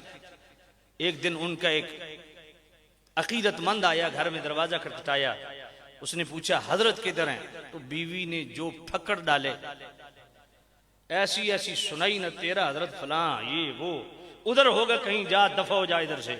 تو وہ آگے گیا تو دیکھا کہ حضرت ابو الحسن خرقانی اللہ کے ولی شیر پر بیٹھے ہیں، لکڑیوں کا گٹھا بھی رکھا ہوا ہے اور اجدھاب بطور جو اچابک استعمال کر رہے ہیں۔ تو آپ نے دیکھا کہ بندہ بڑا پریشان ہے، کہا کیسے آنا ہو؟ کہا آپ کے گھر گئے تھے تو آپ مسکرانے لگے۔ فرمایا پھر کیا ہوا؟ کہا حضور یہ معاملہ ہوا۔ فرمایا دیکھ اس کی یہ بد زبانی میں برداشت کر رہا ہوں اور صبر کرتا ہوں، صبر کرنے کی وجہ سے اللہ نے یہ مقام مجھے دے دیا ہے کہ شیر بھی میرے تابعدار ہیں۔ گھر گئے نا تو بیوی کا مہمان ہے، لے کے آ جاتا ہے مہمان روز اوارے، اس نے پھر چڑھائی کر دی، آپ نے کوئی بات نہیں، مہمان کے ہاتھ دھلوائے، کھانا آگے رکھا۔ فرمایا دیکھ لے یہ روز سنتا ہوں، چپ کر جاتا ہوں۔ وَعَاشِرُوهُنَّ بالمعروف۔ عورتوں کے ساتھ میں نے افشال صاحب کی شادی تھی تو میں نے کچھ اپنی بیوی کے قصائد وہاں پڑھ دیے، قصائد سمجھتے ہیں نا؟ تو میں گھر گیا، یقین جانیے جو گھر اندر داخل ہوا جو بیوی نے چڑھائی مجھ پہ کی، اف توبہ توبہ توبہ، اس نے دھو کے رکھ دیا۔ آپ ہوتے کون ہیں میرا نام لینے والے؟ آپ ہوتے کون ہیں یہ کہنے والے کہ میں نے اپنی بیوی کو سوتے میں کبھی نہیں جگایا، میں چائے خود بنا لیتا ہوں، میں آٹا گوندھ لیتا ہوں، روٹی بھی پکا لیتا ہوں، پکاتا بھی ہوں۔ ابھی بھی وہ سن رہی ہوگی۔ اس نے کہا آج مجھے کہا آج اگر آپ نے یہ بات کی تو میری اور آپ کی آخری رات ہے۔ میں کہا نہیں کرتا، آج نہیں کرتا، ویسے سنا آ رہا ہوں آپ کو، توجہ ہے کوئی نہیں؟ تو وہ اس نے چڑھائی کی جی۔ اب خطیب الاسلام جس کے مرید بھی ہوں، جس کو جناب ہزاروں لوگ سنتے بھی ہوں، بیوی کے سامنے بکری بن کے کھڑا ہے۔ اچھا یقین جانیے میں نے سانس بھی لمبا نہیں لیا۔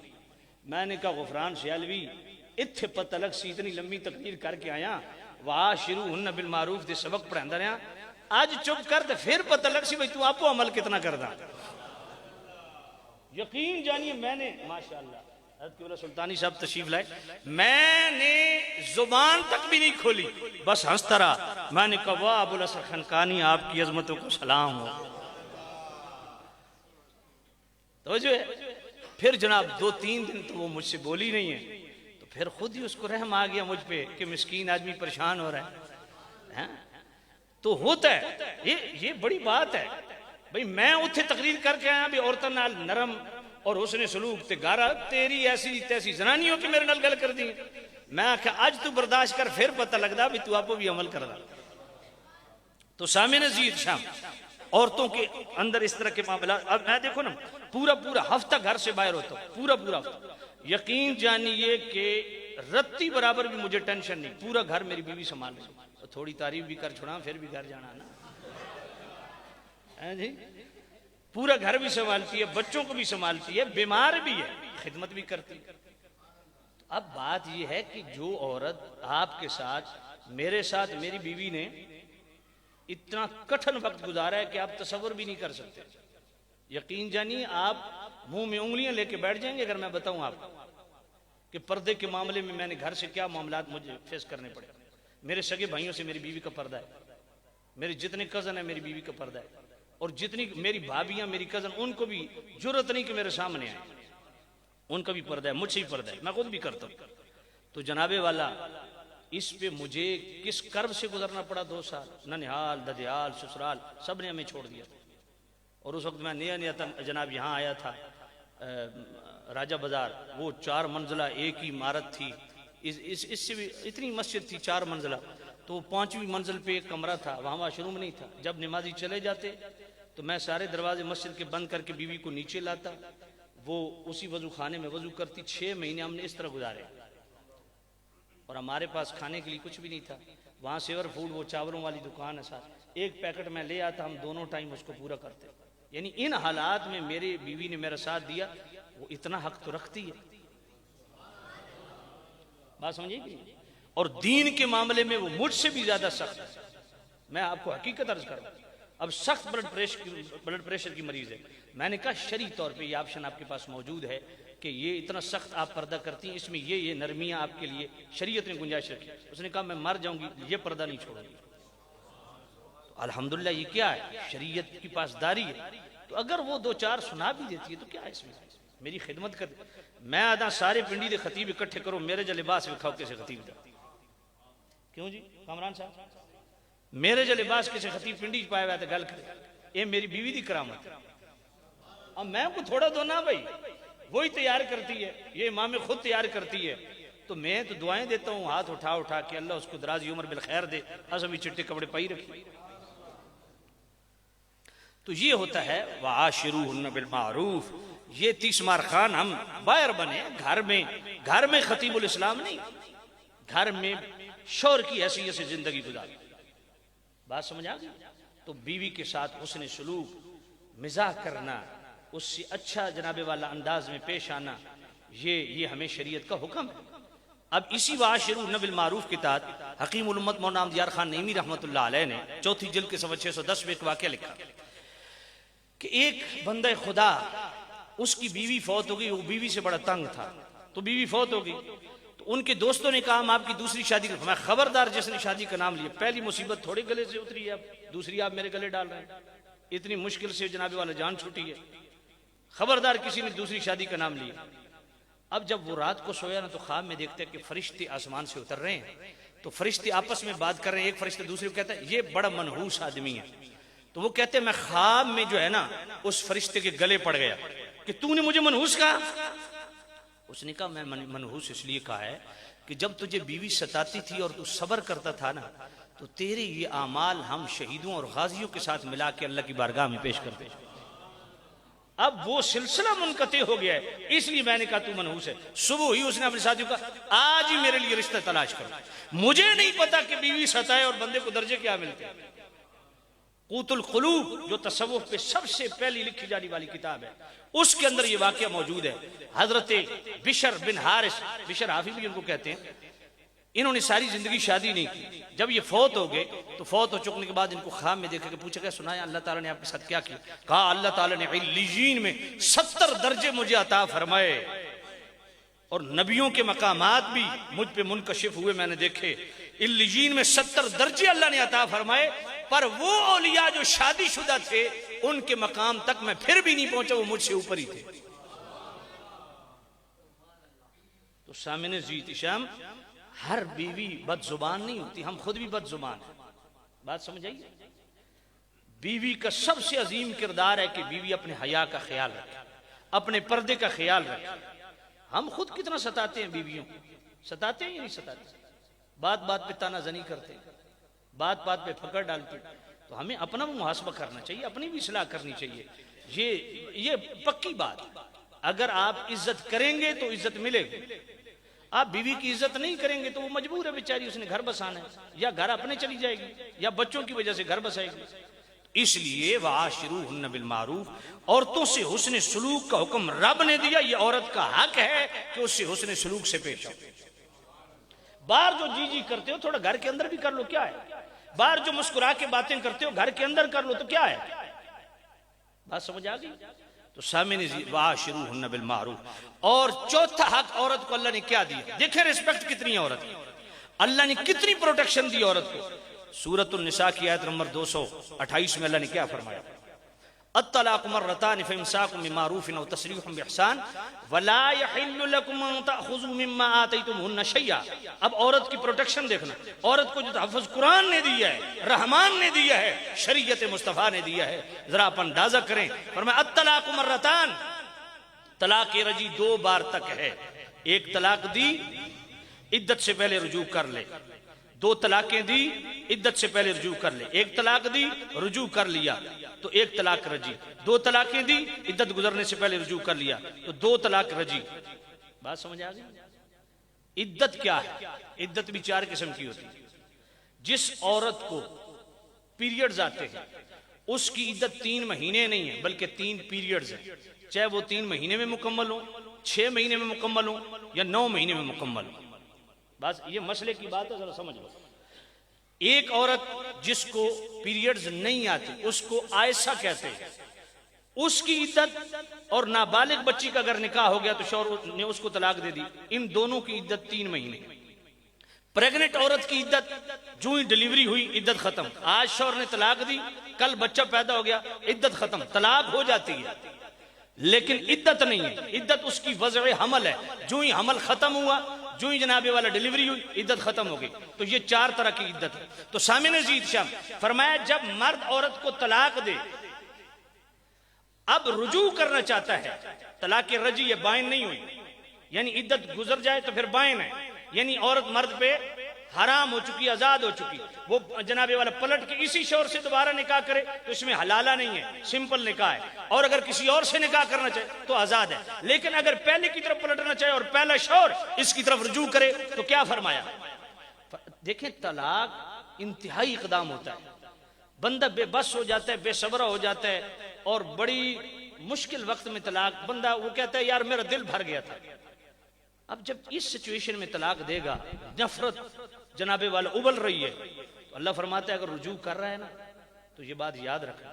فَأَمْسِكُوهُنَّ بِمَعْرُوفٍ الطلاق مرتان فَإِمْسَاكٌ بِمَعْرُوفٍ.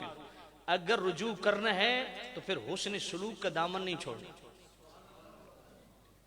طلاق دی ہے، رجوع کر لیے، گھر لائے ہو، ظلم کی اجازت نہیں، زبان درازی کی اجازت نہیں، معروف طریقے سے، اچھے طریقے سے موافق شرع اس کو بساؤ.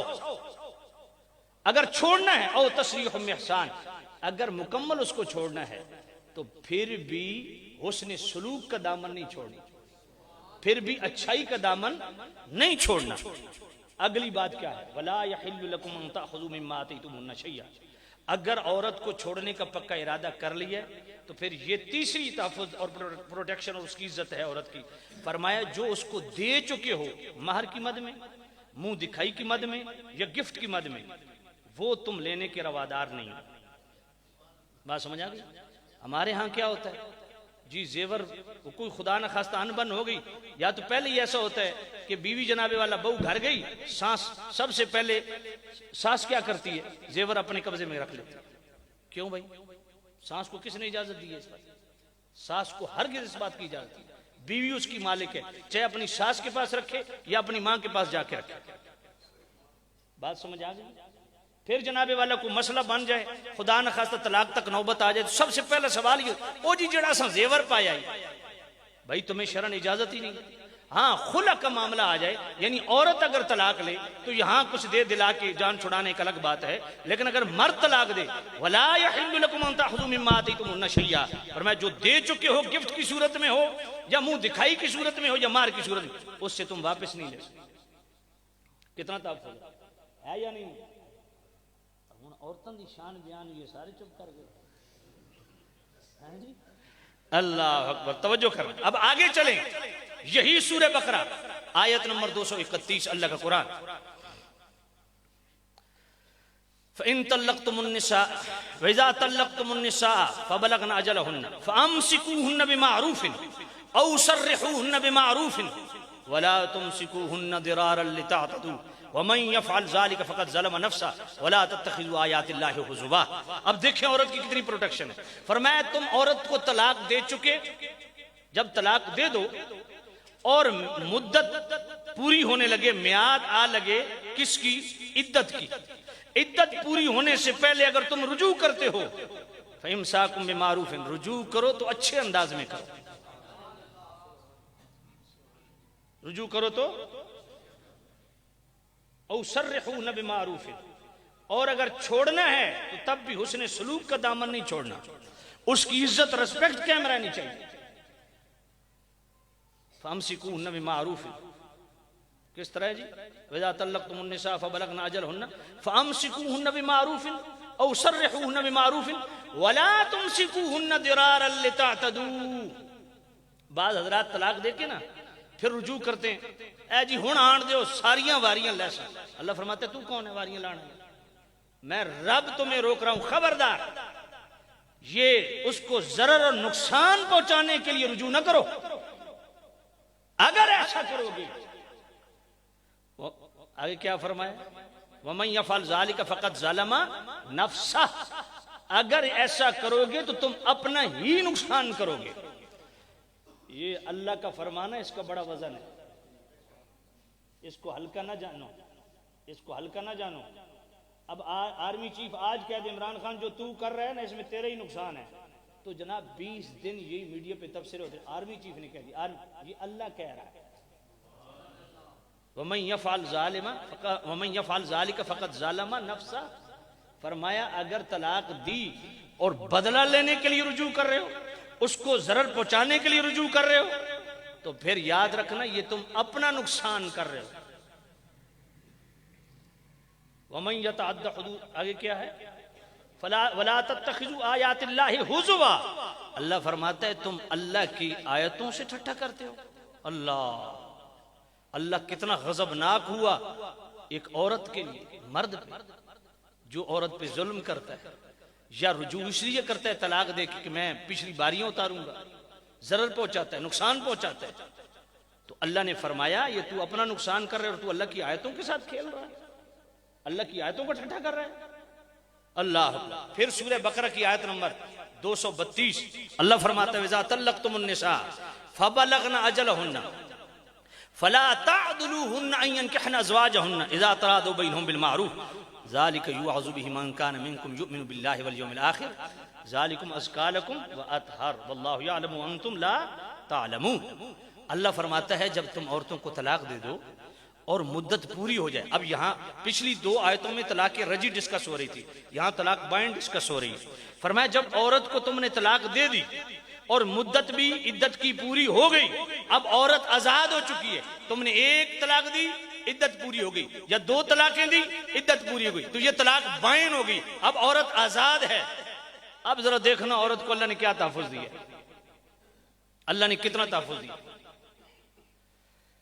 فرمایا فلا تعدلوهن ان ينكحن ازواجهن، فرمایا اے عورت کے والی وارثو اب تمہیں بیچ میں آنے کی ضرورت نہیں ہے، اب عورت آزاد ہے، ینکحن کی نسبت عورت کی طرف ہے، یعنی وہ آزاد ہے نکاح کرنے کے لیے، اب اس کی مرضی ہے اپنے پہلے شوہر کی طرف پلٹ کے سمپل نکاح کروائے، اس میں وہ آزاد ہے۔ اس کو اپنی خاندانی وہ رسم و رواج کی بھیٹ نہیں چڑھانا کہ جی اس نے 1 طلاق دے دی تھی تو اب دوبارہ تم ایسی کر رہی ہو۔ اللہ فرماتا ہے تم کون ہو، تمہاری حیثیت کیا ہے؟ جب میں اللہ کہہ رہا ہوں وہ آزاد ہے، اس میں باپ کو گھسنے کی اجازت قرآن نے نہیں دی، دادے کو گھسنے کی اجازت قرآن نے نہیں دی، ماموں چاچے وہ تو بات کی بات ہے۔ فرمایا اگر شوہر نے بیوی کو طلاق دے دی اور بیوی بیوی میں موافقت ہو گئی، اب پہلے شوہر کی طرف وہ پلٹ کے جانا چاہے تو اس سے نکاح کرنے میں آزاد ہے۔ وَإِذَا طَلَّقْتُمُ النِّسَاءَ فَبَلَغْنَ أَجَلَهُنَّ فَلَا تَعْضُلُوهُنَّ أَن يَنكِحْنَ أَزْوَاجَهُنَّ إِذَا تَرَادَوْا بَيْنَهُم بِالْمَعْرُوفِ، اور ان کا جناب والا یہ موافق شرع اگر جناب والا وہ جڑنا چاہتے ہیں تو اس میں نہ باپ بول سکتا ہے، نہ بھائی بول سکتا ہے، نہ ماما، نہ چاچا، کسی کو اجازت نہیں، عورت آزاد ہے۔ اس کی 3 صورتیں ہیں۔ پہلی صورت یہ ہے کہ مرد نے عورت کو طلاق دے دی، عورت آزاد ہو گئی، اب اس کا اختیار ہے، عورت کا اختیار ہے، عورت با اختیار ہے، وہ پلٹ کے پہلے شوہر سے نکاح کرے تب بھی آزاد ہے، اگلے کسی اور کو پسند کر کے اس سے نکاح کرے تب بھی آزاد ہے، بشرطے کہ شرع موافق شرع ہو، شریعت کے مخالفت میں نہ ہو۔ اور دوسری صورت یہ ہے کہ اگر اس شوہر سے اگر وہ آزاد ہو کہ کہیں اور نکاح کرنا چاہے تو نہ پہلے شوہر کو ٹانگ اڑانے کی اجازت ہے، نہ والدین کو ٹانگ اڑانے کی جائے، والدین بھی فورس نہیں کر سکتے، نہیں اس نے اپنی اصلاح کر لی ہے تو پھر تو اسی کی طرف پلٹ کے جائے گی، کہیں اور نکاح نہیں کر سکتی۔ اللہ نے فرمایا اس کی تمہیں اجازت ہی نہیں، وہ آزاد ہے۔ اور تیسری صورت، اگر دوسرے نے بھی طلاق دے دی اور پھر پلٹ کے وہ پہلے شوہر کی طرف جانا چاہے تب بھی آزاد ہے، کسی اور کو پسند کر لے تب بھی آزاد ہے۔ کتنی عورت کو اللہ نے تحفظ، کتنی عورت کو اللہ نے پروٹیکشن دی۔ آج بڑی عجیب بات ہے، مغربی ایجنڈا لے کے آج دختران اسلام اپنے حقوق کی بات کرتی ہیں۔ میں نے کہا مغرب نے تو تمہیں اس اندھے کنویں میں پھینکنا ہے جہاں نکلنے کا راستہ نہیں۔ آج جو قرآن مجید نے فارمولہ دیا ہے، جو دستور عطا کیا ہے شریعت نے، جو شریعت نے سنہری اصول دیے ہیں، جو شریعت مصطفیٰ نے عورتوں کے حقوق رکھے ہیں، اللہ کی قسم اگر ان کا دامن پکڑ کے آپ اپنے حق کی بات کرو تو پاکستان کا ہر عالم تمہارا ساتھ دینے کے لیے۔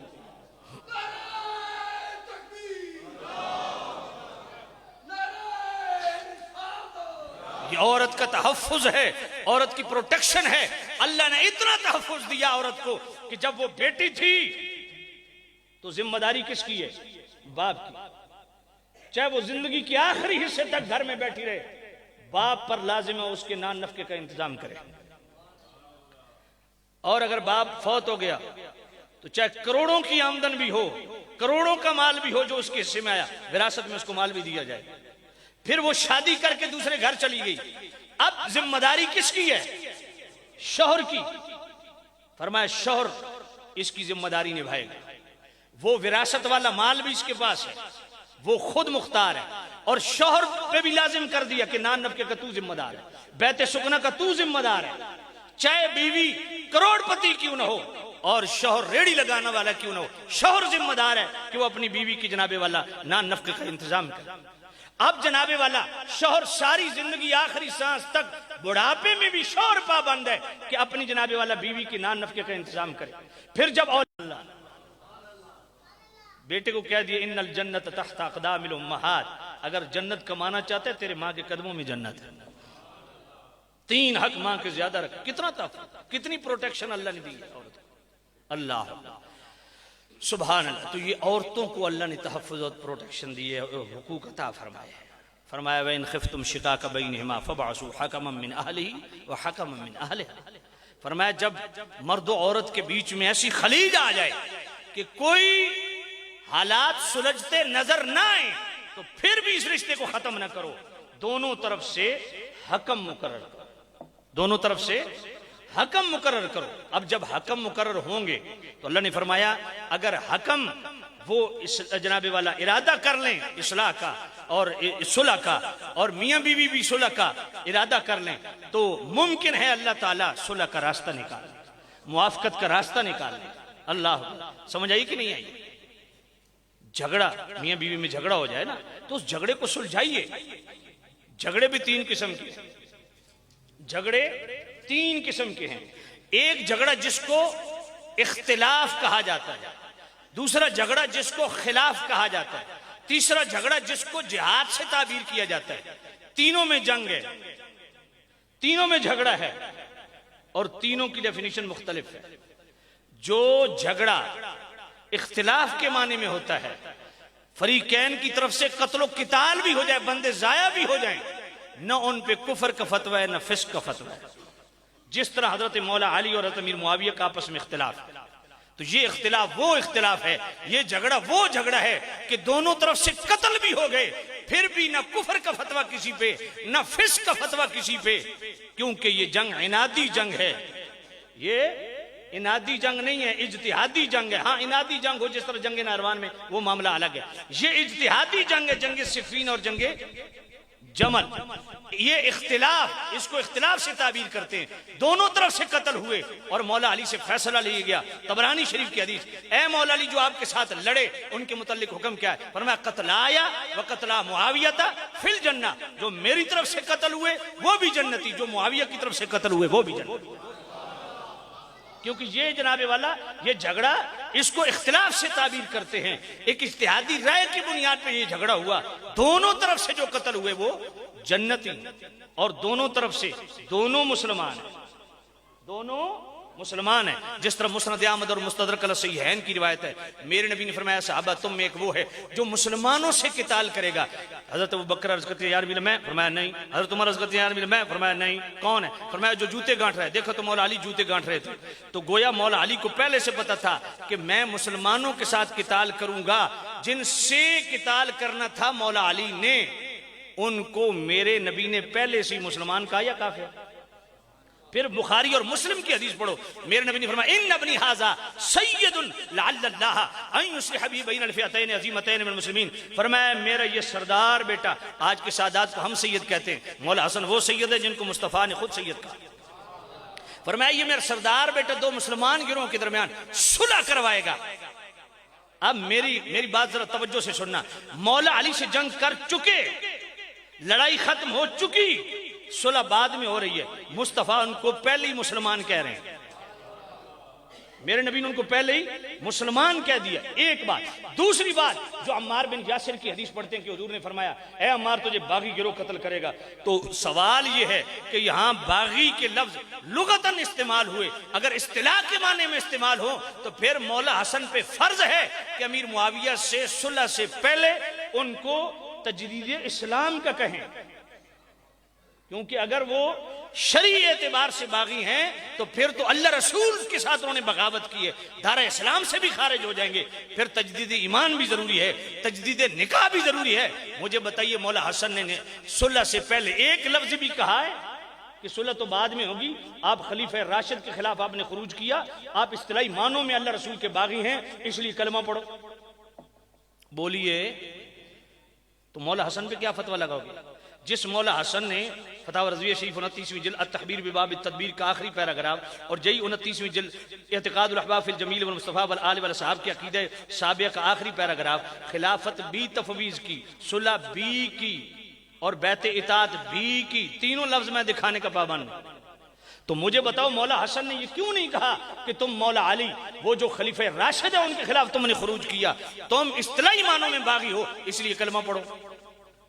تو مولا حسن نے تو ان کو کافر نہیں سمجھ کے صلح کی, مومن سمجھ کے صلح کی ہے. اور پھر دوسری بات یہ ہے کہ مولا حسن وہ سید ہیں جن کو مصطفیٰ نے سید کہا. تو پتہ چلا سچا سید وہ ہوتا ہے جو امت کو جوڑنے کا کام کرتا ہے, توڑنے کا کام نہیں کرتا. اور تیسری چیز یہ ہے کہ حضرت مولا حسن پاک نے امت کو امیر معاویہ سے جوڑا ہے. سچا سید وہ ہے جو امت کو امیر معاویہ سے جوڑے, جو امت کو امیر معاویہ سے توڑے وہ خود اپنا محاسبہ کرے. وہ مولا حسن کے راستے پہ نہیں ہے. بات سمجھ آ گئی؟ ان کو خود مصطفیٰ نے مسلمان کہا اور مولا علی نے بھی ان کو جنت. بھائی عجیب بات ہے کہ مولا علی کے ساتھ لڑتے لڑتے جو دنیا سے چلا گیا وہ کیسے جنتی ہے؟ کیونکہ مولا علی جانتے تھے کہ یہ جنگ عنادی نہیں ہے, اجتہادی ہے. دیکھو بڑا آسان ہے اس مسئلے کو سمجھنا کہ جناب والا جو حضرت امیر معاویہ نے مطالبہ کیا تھا قصاص عثمان کا, وہ موافق شرع تھا مخالف شرع تھا؟ شریعت کے مطابق تھا نا مطالبہ. بھئی کیوں شریعت کے مطابق کیسے تھا؟ اس لیے کہ سورہ فتح کی آیت نمبر 18 پڑھو. اللہ فرماتا ہے لقد رضی اللہ عن المؤمنین اذ یبایعونک تحت الشجرہ. اللہ نے فرمایا اے میرے محبوب نبی جنہوں نے یہ حدیبیہ کے مقام پہ آپ کے ہاتھ میں ہاتھ دی بیعت کی, اللہ ان سے راضی ہو چکا. سوال میرا یہ کہ بیعت کیوں ہوئی؟ اس لیے میں اس کو یہ ٹائٹل دیتا ہوں بیعت رضوان بسلسلہ قصاص عثمان. تو جو ہے نا, اب حضرت میرے نبی نے بیعت لی سارے صحابہ سے بشمول مولا علی سے. بیعت کیوں کی؟ اس لیے کی کہ جب مشرکین مکہ سے روکا کہ آپ اس دفعہ عمرے کے لیے نہیں آ سکتے, تو نبی پاک نے حضرت عثمان غنی کو بھیجا کہ مشرکین مکہ کو سمجھائیں ہم لڑائی کے لیے نہیں آئے, ہم تو عمرہ کے لیے آئے, ہم واپس چلے جائیں گے. تو انہوں نے پھر بھی نہ مانا. حضرت عثمان غنی گئے تو ان کو کمرے میں بند کر دیا. افواہ کیا پھیل گئی کہ حضرت عثمان غنی کو بولیے شہید کر دیا گیا. جب یہ افواہ پھیلی میرے نبی فرمایا لو آؤ بیعت کرو میرے ہاتھ پہ, ہم نے عثمان کا بدلہ لینا ہے. میرا سوال یہ ہے کہ جب صرف افواہ پھیلی کہ شہید کر دیے گئے تو میرے نبی ان کا بدلہ لینے کے لیے بیعت کر رہے ہیں, اور جب سچ مجھ شہید ہو گئے تو پتہ نہیں بات آپ کی سمجھ میں آئی ہے کہ نہیں آئی. چلو اور نہیں, میری محنت دی سبحان اللہ چاہو. ڈاکٹر صاحب تے آنکھنی کوئی نہیں تو صحیح محنت ہے کہ آپ چھوڑو. توجہ کرو. تو سامعین سید شام، اب یہ حضرت امیر معاویہ کے سامنے یہ آیت تھی کہ جب افواہ پھیلی میرے نبی نے، اچھا اس وقت سچ مچ حضرت عثمان غنی اگر شہید ہو جاتے تو میرے نبی کیا کرتے؟ اینٹ سے اینٹ بجا دیتے. ایسا ہے یا نہیں؟ کیونکہ خود بیعت لے چکے. اب کچھ یار لوگ اس کو اور انداز میں لیتے ہیں. اچھا جی حضور نو غیب دا علم ہوندا تو نبی پاک یہ بیعت عثمان غنی کی، جناب والا بیعت عثمان غنی کے لیے کیوں کرتے؟ میں نے کہا دیکھو حضور نے اپنا دایاں ہاتھ آگے کر کے اپنا بایاں ہاتھ پہ رکھا اور میں عثمان کی بیعت کر رہا ہوں. میں کہا بیعت مردے دی ہوندی ہے یہ زندہ دی ہوندی ہے؟ مصطفیٰ کریم کو پتا تھا، لیکن حکمتاً ایک بہت یہی چیز میں سمجھا رہا ہوں جو اصل سمجھنے والی چیز ہے کہ صرف افواہ پھیلی اور مصطفیٰ بدلہ لینے کے لیے تیار، مولا علی بدلہ لینے کے لیے تیار، صدیق و عمر بدلہ لینے کے لیے، 1400 صحابہ بدلہ لینے کے لیے تیار. اور جب سچ مچ شہید ہو گئے تو کیا حضرت امیر معاویہ کا تقاضا کرنا، قصاص کا مطالبہ کرنا درست ہے یا غلط ہے؟ یا ایھا الذین آمنوا کتب علیکم الصیام یا ایھا الذین آمنوا کتب علیکم القصاص فی القتل الحر بالحر والعبد بالعبد الی آخری. تو یہ قصاص کا مطالبہ یہ تو حضرت امیر معاویہ کے سامنے آیتیں تھیں، مطالبہ درست تھا اور مولا علی نے بھی اس چیز سے انکار نہیں کیا. بس صرف تھوڑا فرق ہے، مولا علی بھی مجتہد ہیں، حضرت امیر معاویہ بھی مجتہد ہیں، دونوں ڈیسیژن میکر ہیں. مولا علی نے ڈیسیژن لیا کہ استحکام خلافت کو انہوں نے ترجیح دی. امیر معاویہ نے کا ڈیسیژن کیا ہے؟ ان کا بھی اجتہاد ہے، انہوں نے قصاص عثمان کو ترجیح دی. ان کا اجتہاد تھا کہ نہیں قصاص عثمان پہلے. حضرت مولا علی مشکل شاہ شیر خدا کا جناب والا اجتہاد کیا تھا کہ ذرا جناب والا خلافت مستحکم ہو جائے پھر ان کو پکڑیں گے. بس صرف اتنی بات ہے کہ مولا علی استحکام خلافت کو ترجیح دے رہے تھے، امیر معاویہ قصاص عثمان کو ترجیح دے رہے تھے. اور اس پہ اہل سنت کا بڑا واضح موقف ہے کہ مولا علی کا جو اجتہاد ہے وہ مبنی بر ثواب ہے. یہ ثواب گناہ ثواب والا ثواب نہیں ہے، یہ صاد والا ثواب ہے، یعنی درست سمت واقع ہونا. اور حضرت امیر معاویہ کا اجتہاد مبنی بر خطا ہے، اور یہ خطا گناہ والی خطا نہیں ہے، یہ اجتہادی خطا ہے، اس میں بھی معذور ہیں. ان کو اللہ تعالیٰ کی طرف سے ایک اجر ملے گا. بات سمجھ آ گئی؟ باقی میں آپ سے پوچھتا ہوں حضرت امیر معاویہ صحابی ہیں کہ نہیں ہیں؟ بولیے. میرے کہنے سے نہیں، بخاری شریف پڑھیے پہلی جلد صفحہ 531. حضرت عبداللہ بن عباس حبر الامہ حضور کے سگے چچا کے بیٹے آل بیت میں سے، ان سے خادم نے پوچھا امیر معاویہ وتر کی رکعت پڑھتے ہیں آپ 3 پڑھتے ہیں؟ تو جواب کیا ہے؟ انہو فقیہ، وہ فقیہ ہیں، مجتہد ہے، ان کا اپنا اجتہاد ہے. یہ جواب بخاری شریف پہلی جلد 531 میں موجود ہے. جواب بعد میں، پہلے کیا کہا؟ دعہ فإنہ قد صاحب رسول اللہ. فرمایا امیر معاویہ پہ اعتراض نہ کر، وہ رسول اللہ کے صحابی ہیں. اب صحابی ثابت ہو گیا. اب اگلی بات یہ ہے کہ صحابی کے متعلق حکم کیا ہے؟ جامع الترمذی میرے نبی نے فرمایا اللہ اللہ فی اصحابی لا تتخذهم غرضا بعدی ومن احبهم فبحبی احبهم ومن ابغضهم فببغضی ابغضهم. میرے نبی نے فرمایا اے میرے غلاموں میرے صحابہ کے معاملے میں اللہ سے ڈرنا، میرے صحابہ کے معاملے میں اللہ سے ڈرنا، ان کو اپنی غرضوں کا نشانہ نہ بنانا. جو میرے صحابہ سے محبت کرے گا اس کا سبب یہ ہے کہ ان کے دل میں مجھ محمد کا پیار ہے. جو صحابہ سے بغض رکھے گا اس کا سبب یہ ہے کہ ان کے دل میں مجھ محمد کا بغض ہے. اب وہ صحابی بھی ثابت ہو گئے. صحابی کے متعلق حکم کیا ہے؟ کہ فقط محبت.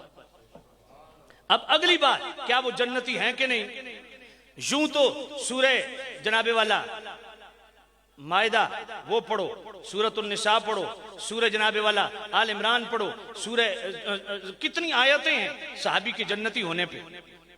سورہ توبہ کی آیت نمبر 100 پڑھ لو، سورۃ الانفال کی آیت نمبر 74 پڑھ لو، سورہ آل عمران کی آیت نمبر 179 پڑھ لو. بات سمجھ آئی کہ نہیں ہے؟ سورۃ الحدید کی آیت نمبر 10 پڑھ لو، سورۃ الانبیاء کی آیت نمبر 101 سے لے کے 103 تک پڑھ لو. یہ 5 آیتیں تو ہر صحابی نبی جنتی ہونے پہ میرے پاس موجود ہے. لیکن میں اگلی بات کرتا ہوں، حضرت امیر معاویہ جنتی ہیں کہ نہیں؟ آئیے ذرا بخاری شریف پہلی جلد صفحہ 400. میرے نبی نے فرمایا جو سمندر پار سب سے پہلے جہاد کرے گا اس لشکر پر جنت واجب ہے. مجھے کسی عالم سے پوچھ لو یہ سمندر پار کون سا لشکر اسلام کا جہاد کرنے والا اور کون سا وہ کمانڈر تھا جس نے عثمان غنی کے دور میں سب سے پہلے اسلامی بحری بیڑا بنا کے سمندر پار جہاد کیا؟ امیر معاویہ. اور اسی صفحہ 410 پہ حضرت اشار بخاری امام قسطلانی حاشیے پہ ان کا قول موجود ہے کہ اس سے بڑی منقبت اور فضیلت کیا ہے جن کے لیے میرے نبی نے وجوبی طور پہ جنت کا اعلان فرمایا.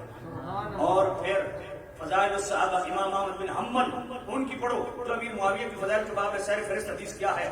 میرے کریم نبی نے فرمایا اللہم علمہ الکتاب والحساب وقہ العذاب، اے اللہ امیر معاویہ کو کتاب کا بھی علم عطا فرما، حساب کا بھی علم عطا فرما، اور اس کو دوزخ سے دور رکھ۔ اس سے بھی پتہ چلتا ہے کہ آپ جنتی ہیں۔ پھر سنن سعید بن منصور کی حدیث ہے، اور کتاب مصنف امام بخاری کے استاد وہ بھی حدیث لاتے ہیں، حضرت عمر بن شرحبیل تابعی رسول جو تابعی بھی ہیں، بہت بڑے فقیہ بھی ہیں، محدث بھی ہیں، وہ فرماتے ہیں میں نے اللہ کی بارگاہ میں دعا کی ہے اللہ انہوں نے آپس میں جنگیں کی، ان کا ہاتھ مجھ پہ کھول دے، تو نے ان کے ساتھ کیا کیا؟ وہ فرماتے ہیں جب میں رات کو سویا خواب میں کیا دیکھتا ہوں، حضرت مولا علی کرم اللہ تعالیٰ وجہ الحسنہ آپ تخت روحانی نورانی تخت جنت کے اندر لگا ہوا ہے۔ بھائی توجہ کرنا، آپ توجہ کریں گے تو تقریر ختم ہو جائے گی، وگرنہ گھنٹہ اور بھی ہو جائے گا۔ بات ذہن میں رکھیے گا، اور میں یہ کر بھی دیتا ہوں، یہ بھی بات ذہن میں رکھیے گا۔ تو جو ہے کوئی نہیں، تو جو ہے نا، بس میں مختصر کرنے ختم کرنے لگا۔ سامنے ذیشان توجہ کرنا، میرے کریم رؤوف الرحیم نبی کے غلاموں، حضرت عمر بن شرحبیل تابعی رسول فرماتے ہیں میں نے خواب میں دیکھا جنت، سبحان اللہ، جنت میں نورانی تخت ہے، سبحان اللہ، مولا علی تشریف فرما ہے، ساتھ مجھے بھی ہے۔ میں نے پوچھا آپ نے تو ایک دوسرے کو قتل کیا، اللہ نے آپ کے ساتھ کیا کیا؟ اللہ نے ہم کو کہا جنہوں نے آپ کے ساتھ قتال کیا وہ کہا ذرا مڑ کے دیکھو، میں نے پیچھے دیکھا اسی طرح کا نورانی تخت، حضرت امیر معاویہ ہے، ساتھ آپ کے محبین بیٹھے ہیں۔ میں نے خود سے پوچھا آپ نے تو کچھ قتل کیا؟ اللہ نے آپ کے ساتھ کیا کہا؟ دیکھو اللہ نے ہم پر فضل فرمایا، اس سے بھی جنتی والا صاحب۔ پھر البدایہ و نہایت کی 8ویں جلد، حضرت عمر بن عبدالعزیز اس امت کے پہلے مجدد ہیں، تابعی رسول، وہ فرماتے ہیں میں نے خواب میں دیکھا نبی پاک نے فرمایا علی کو بلاؤ، مولا علی ہے دروازہ بند، معاویہ کو بلاؤ، معاویہ ہے دروازہ بند۔ تھوڑی دیر کے بعد مولا علی نے فرمایا اللہ کی قسم میرے حق میں فیصلہ ہو گیا۔ تھوڑی دیر کے بعد ابھی معاویہ نے کہا اللہ کی قسم میری بخشش ہوگی۔ میں کہتا تو سمجھ چکی بات سمجھے۔ پھر اسی البدایہ و نہایت کی 8ویں جلد پہ تابعی رسول محمد بن سیرین فرماتے ہیں کہ حضرت امیر معاویہ کو جب آخری وقت آیا وہ رخسار اپنے زمین پر رگڑتے تھے اور اتق اللہ کی سزائیں دیتے تھے۔ فرمایا اس سے پتہ چلتا ہے کہ آپ کا خاتمہ بالخیر بالایمان بالعافیت۔ بات سمجھ آ گئی؟ تو سامنے ذیشان آپ صحابی بھی ہیں، صحابہ کی محبت فرض بھی ہے، آپ جنتی بھی ہیں۔ پھر مولا علی نے تو حل کر دی، قتل کیا وقت لا معاویت فی الجنہ، فرمایا جو ادھر سے قتل وہ بھی جنت، جو ادھر سے قتل وہ بھی جنت۔ بات سمجھ آ گئی؟ ہاں ایک بات ذرا سنتے جائیں، جو لوگ یہ سمجھتے ہیں کہ شاید ہم مولا علی اور نبی معاویہ کو برابر سمجھتے ہیں، میں تو دفاع ہی کر رہا ہوں، فضائل ابھی تو ان کے بیان ہی نہیں ہوئے۔ ہم بالکل یہ بات میں دو ٹوک انداز میں کہتا ہوں، میں خود آوان ہوں، علوی مولا علی کی اولاد ہے، اپنے اپنے کی تعریف ہر کسی نے چنگی لگتی ہے، لیکن اسے شریعت دفاع کرنا، اس ایک کی تعریف کر کے دوسرے کو ڈیگریڈ کرنا یا توہین کرنا، کردار کشی کرنا، اس کی شرع اجازت نہیں۔ مولا علی سے تقابل یا فضیلت اس سے صاف انصاف ہے، بات سمجھ آ گئی؟ اور انا ہی عبدالعزیز پرہاروی رحمۃ اللہ علیہ کی حضرت علی معاویہ سے پوچھا گیا آپ افضل کی مولا علی افضل؟ آپ فرما سکتے تھے وہ سابق علوم میں وہ افضل ہے، میں تو 11ویں 12ویں درجے میں، یہ فرما سکتے تھے؟ یہ فرما سکتے میری کیا بات ہے، میرے ابا جان ابو سفیان سے بھی افضل، یہ بھی نہیں فرمایا۔ کیا فرمایا؟ فرمایا ہے بندہ خدا تو مجھ سے پوچھ رہا ہے علی افضل کی میں افضل؟ فرمایا خدا کی قسم مولا علی نے جو اپنے ہاتھوں سے خط لکھے ہیں وہ خط صرف مجھ سے افضل نہیں، ابو سفیان کی پوری نسل سے افضل۔ سبحان اللہ۔ تو نہ برابری ہے نہ فضیلت، ان دو چیزوں سے صاف انکار ہے۔ دو چیزیں جو اہل سنت کے شعار ہیں اور آج کل اسی پہ ہمارا اصرار ہے، وہ کیا ہے؟ بحثیت صحابی ان کا دفاع کرنا، جو کہ بخاری شریف پہلی جلد 531 خود جناب اہل بیت کے فرد حبر العلماء حضرت عبداللہ بن عباس نے سکھایا۔ صرف اتنا پوچھا خادم نے کہ امیر معاویہ بھی تحقیق کر فرمایا دا حسینوں کا شاٹ، بات چپ کر امیر معاویہ پہ اعتراض نہ کر، رسول اللہ کے ساتھ سبحان اللہ ان کا دفاع کرنا۔ اور دوسرا یہ ہے کہ بحثیت صحابی ان کے فضائل بیان کرنا، ان کی عظمت و شان بیان کرنا۔ لیکن کیا کیجیے آج اکثر لوگ کہتے ہیں کہ جی ان کی شان میں کوئی صحیح حدیث نہیں۔ یہی بات سیدھی اعلیٰ حضرت امام اہل سنت رحمۃ اللہ علیہ، وہی اعلیٰ حضرت جو فرماتے ہیں تیری غزل پاک میں بچہ نور کا اعلیٰ حضرت منیر العین فی حکم تقبیر الابہامین 5ویں جلد فتاوی رضویہ شریف کی جو ایک ترتیب باندھی نا کہ عقائد میں کس درجے کی حدیثیں آئیں گی، احکام میں کس درجے کی حدیثیں آئیں گی، فضائل میں کس درجے کی حدیثیں، جو فضائل کا چیپٹر ہے ابتدا میں اعلیٰ حضرت نے یہی بات لکھی کہ آج کچھ جاہل خطیب کہتے ہیں امیر معاویہ کی شان میں ایک بھی صحیح روایت نہیں ہے۔ اعلیٰ حضرت فرماتے ہیں اس جاہل خطیب اعلیٰ حضرت نے لکھا ہے، فرمایا اس جاہل خطیب کو پتہ ہی نہیں ہے کہ فضائل میں تو ضعیف حدیث بھی چلتی ہے۔ سبحان اللہ۔ اور اسی کے نیچے اعلیٰ حضرت نے 4 رسائل کا ذکر کیا: البشر العاجلہ من توفی عاجلہ، الاحادیث الراویہ لمدح امیر معاویہ، عرش العزاز والاکرام لاول ملک الاسلام، سب الاوائل الوائیہ فی باب امیر معاویہ. یہاں تو اعلیٰ حضرت نے اپنے 4 رسائل کا ذکر کیا نا، لیکن مالک العلماء بحر العلوم علامہ ظفر الدین بہاری رحمۃ اللہ علیہ نے حیات اعلیٰ حضرت میں 6 کتابوں کا ذکر کیا. تو سمجھ آ گئی؟ تو سامع نذیر صاحب پھر کہتے ہیں جناب ان کی شان میں تو حدیثیں گھڑی گئی. میں نے کہا تجھے آج پتہ چلے؟ ہمیں تو اعلیٰ حضرت نے 100 سال پہلے بتا دیا. اسی منیر العین فی ام تقبیر ابہام کے اندر اعلیٰ حضرت خود فرماتے ہیں کہ محدث خلیل اور محدث ارشاد کے بقول مولا علی اور آل بیت کی شان میں رافضیوں تفضیلیوں نے 3 لاکھ حدیثیں گھڑی، اور بقول امام احمد بن حنبل حضرت عمر بن ناصر اور امیر معاویہ کی شان میں ناصبیوں خارجیوں نے حدیثیں گھڑی. وہاں 3 لاکھ کا فگر ہے، یہاں اعلیٰ حضرت نے فگر بیان نہیں کیا. میں نے کہا دونوں طرف سے گھڑی گئی، اور جو ہم امیر معاویہ کی شان میں پڑھ رہے ہیں یہ گھڑی ہوئی نہیں ہے پتر جی، یہ کڑی ہوئی ہیں. سب سے زیادہ نقد امام احمد بن حنبل نے لگایا کہ امیر معاویہ کی شان میں حدیثیں گھڑی گئی. وہی امام احمد بن حنبل فضائل الصحابہ کے اندر فضائل معاویہ کا پورا باب لا کے شرح فہرست حدیث یہی لکھتے ہیں: اللہم علمہ الکتاب والحساب والحساب.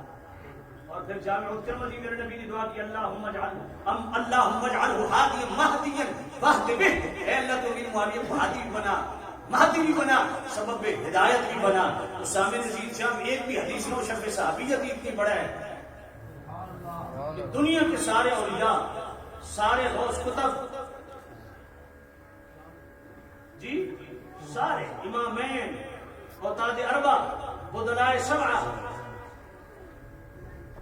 اور نجبا، شرفاء، عظماء، کبراء سب نیچے. وہ ہستی جس نے ایمان کی حالت میں میرے نبی کا صرف 1 سیکنڈ مجلس صرف کیا دیکھنا شرط نہیں ہے کیونکہ نابینا ثابت نہیں تھے، صرف حضور کی مجلس میں 1 سیکنڈ کی بیٹھ گیا اور ایمان کی حالت میں دنیا سے چلا گیا، وہ سارے غوثوں سے بھی اوپر ہے. اب آخر میں یہ بات ذہن میں رکھیں، ذرا توجہ سے سنیے گا. اللہ اکبر. ان کی مشاجرات و محاربات و نزاعات کا جہاں تک معاملہ ہے تو جناب تدبیر کی باب التدبیر 29ویں جلد جس کا آخری حدیث اعلیٰ حضرت جیل ہے جو طبرانی شریف کی حدیث ہے. میرے کریم رؤوف الرحیم نبی نے فرمایا: صدقوا لاصحابی بعد ذلۃ. حضور نے فرمایا میرے بعد میرے صحابہ سے لغزشیں ہوں گی. یغفر اللہ لهم لسابقتهم. اللہ ان کی تمام لغزشیں اس لیے معاف فرما دے گا کہ یہ میرے ساتھ شرف صحابیت رکھتے ہیں. سبحان اللہ. ثم یأتی من بعد قوم، ایک قوم آئے گی جو ان مشاجرات و نزاعات و اختلافات کو آڑ بنا کے زبان تام دراز کرے گی. میرے نبی فرمایا: یکبہم اللہ علی مناخرہم فی النار. اللہ ان کو دوزخ کے بل، ناک کے بل دوزخ میں گرائے گا. اور پھر بیہقی شریف کی حدیث جو ابن حبان کے اندر موجود ہے، حضور نے فرمایا: ان اللہ اختارنی واختار لی اصحاب و اصحارا. میرے نبی نے فرمایا اللہ نے مجھے اپنے لیے پسند کیا اور میرے صحابہ اور میرے سسرال والوں کو اللہ نے میرے لیے پسند کیا.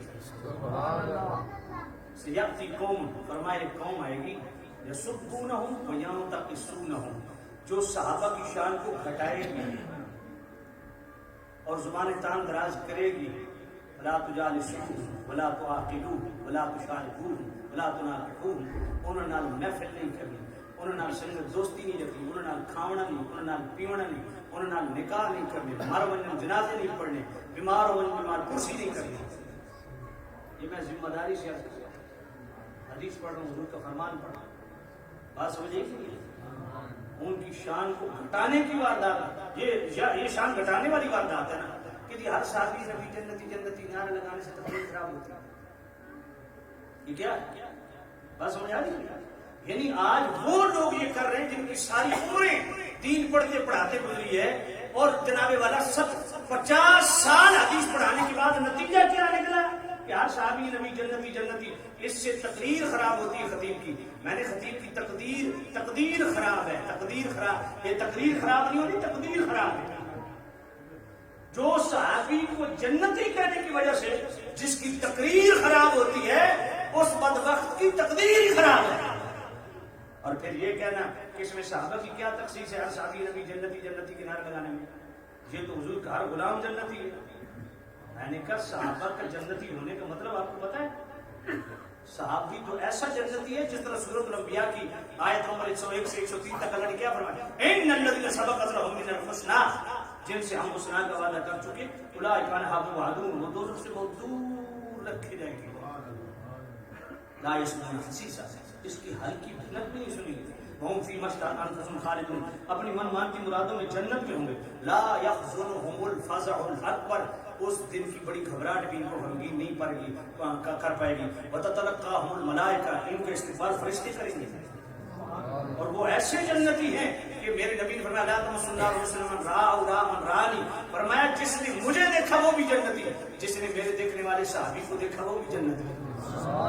میں نے کہا وہ ویسے جنتی ہیں کہ جناب والا سورہ توبہ کی آیت نمبر 100 میں اللہ نے فرمایا والسابقون الاولون من المہاجرین والانصار والذین اتبعوهم باحسان، فرمایا جو سابقون الاولون کی اتباع میں ایمان لائے، جو ابو بکر عمر عثمان و علی کے بیچ میں رکھ کے ایمان لائے، رضی اللہ عنہم ورضوان، اللہ ان سے بھی راضی، اور قیامت تک جو صحابہ کو بیچ میں رکھ کے ایمان لائے گا اللہ ان سے بھی راضی۔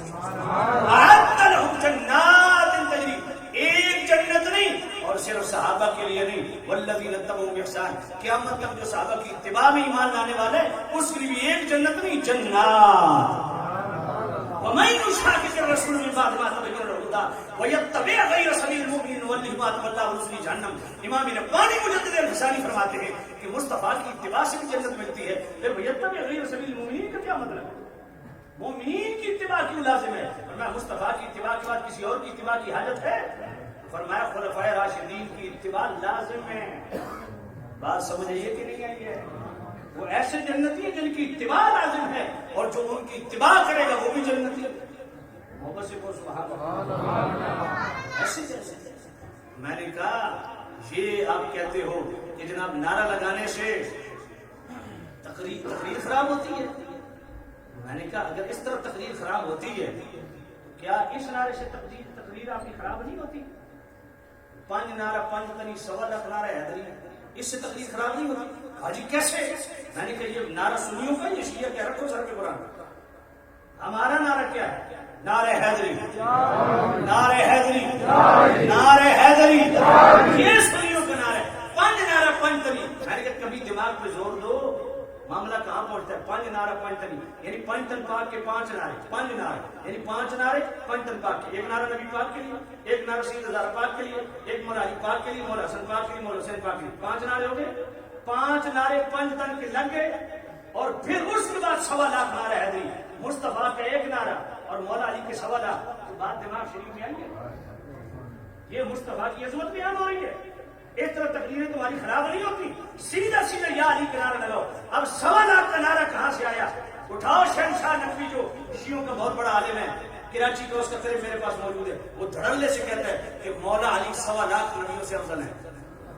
اور یہ بات تو جناب یہ بڑے شاہ جی کا جو شتونگڑا شاہ جی گول ٹی وی پہ بیٹھا تھا اس کے سامنے شیعہ کہہ رہا ہے کہ جناب ہم تو سارے نبیوں سے سوائے مصطفیٰ کے مولا علی کو افضل سمجھتے ہیں، وہ اس لیے 1.25 لاکھ کا نعرہ لگاتے ہیں کہ سارے نبی ایک طرف علی ایک طرف۔ اور یہ جو ٹیلر صاحب ہیں ان کا بھی کہیں میرے پاس موجود ہے، کہتے ہیں 1.25 لاکھ کا نعرہ کیوں لگاتے ہیں؟ کہا 1.25 لاکھ صحابہ کی تعداد ہے، 1.25 لاکھ صحابہ ایک طرف مولا علی، میں کہ یہی تو تفضیلیت ہے، اور تفضیلیت کے سین ہوتے ہیں۔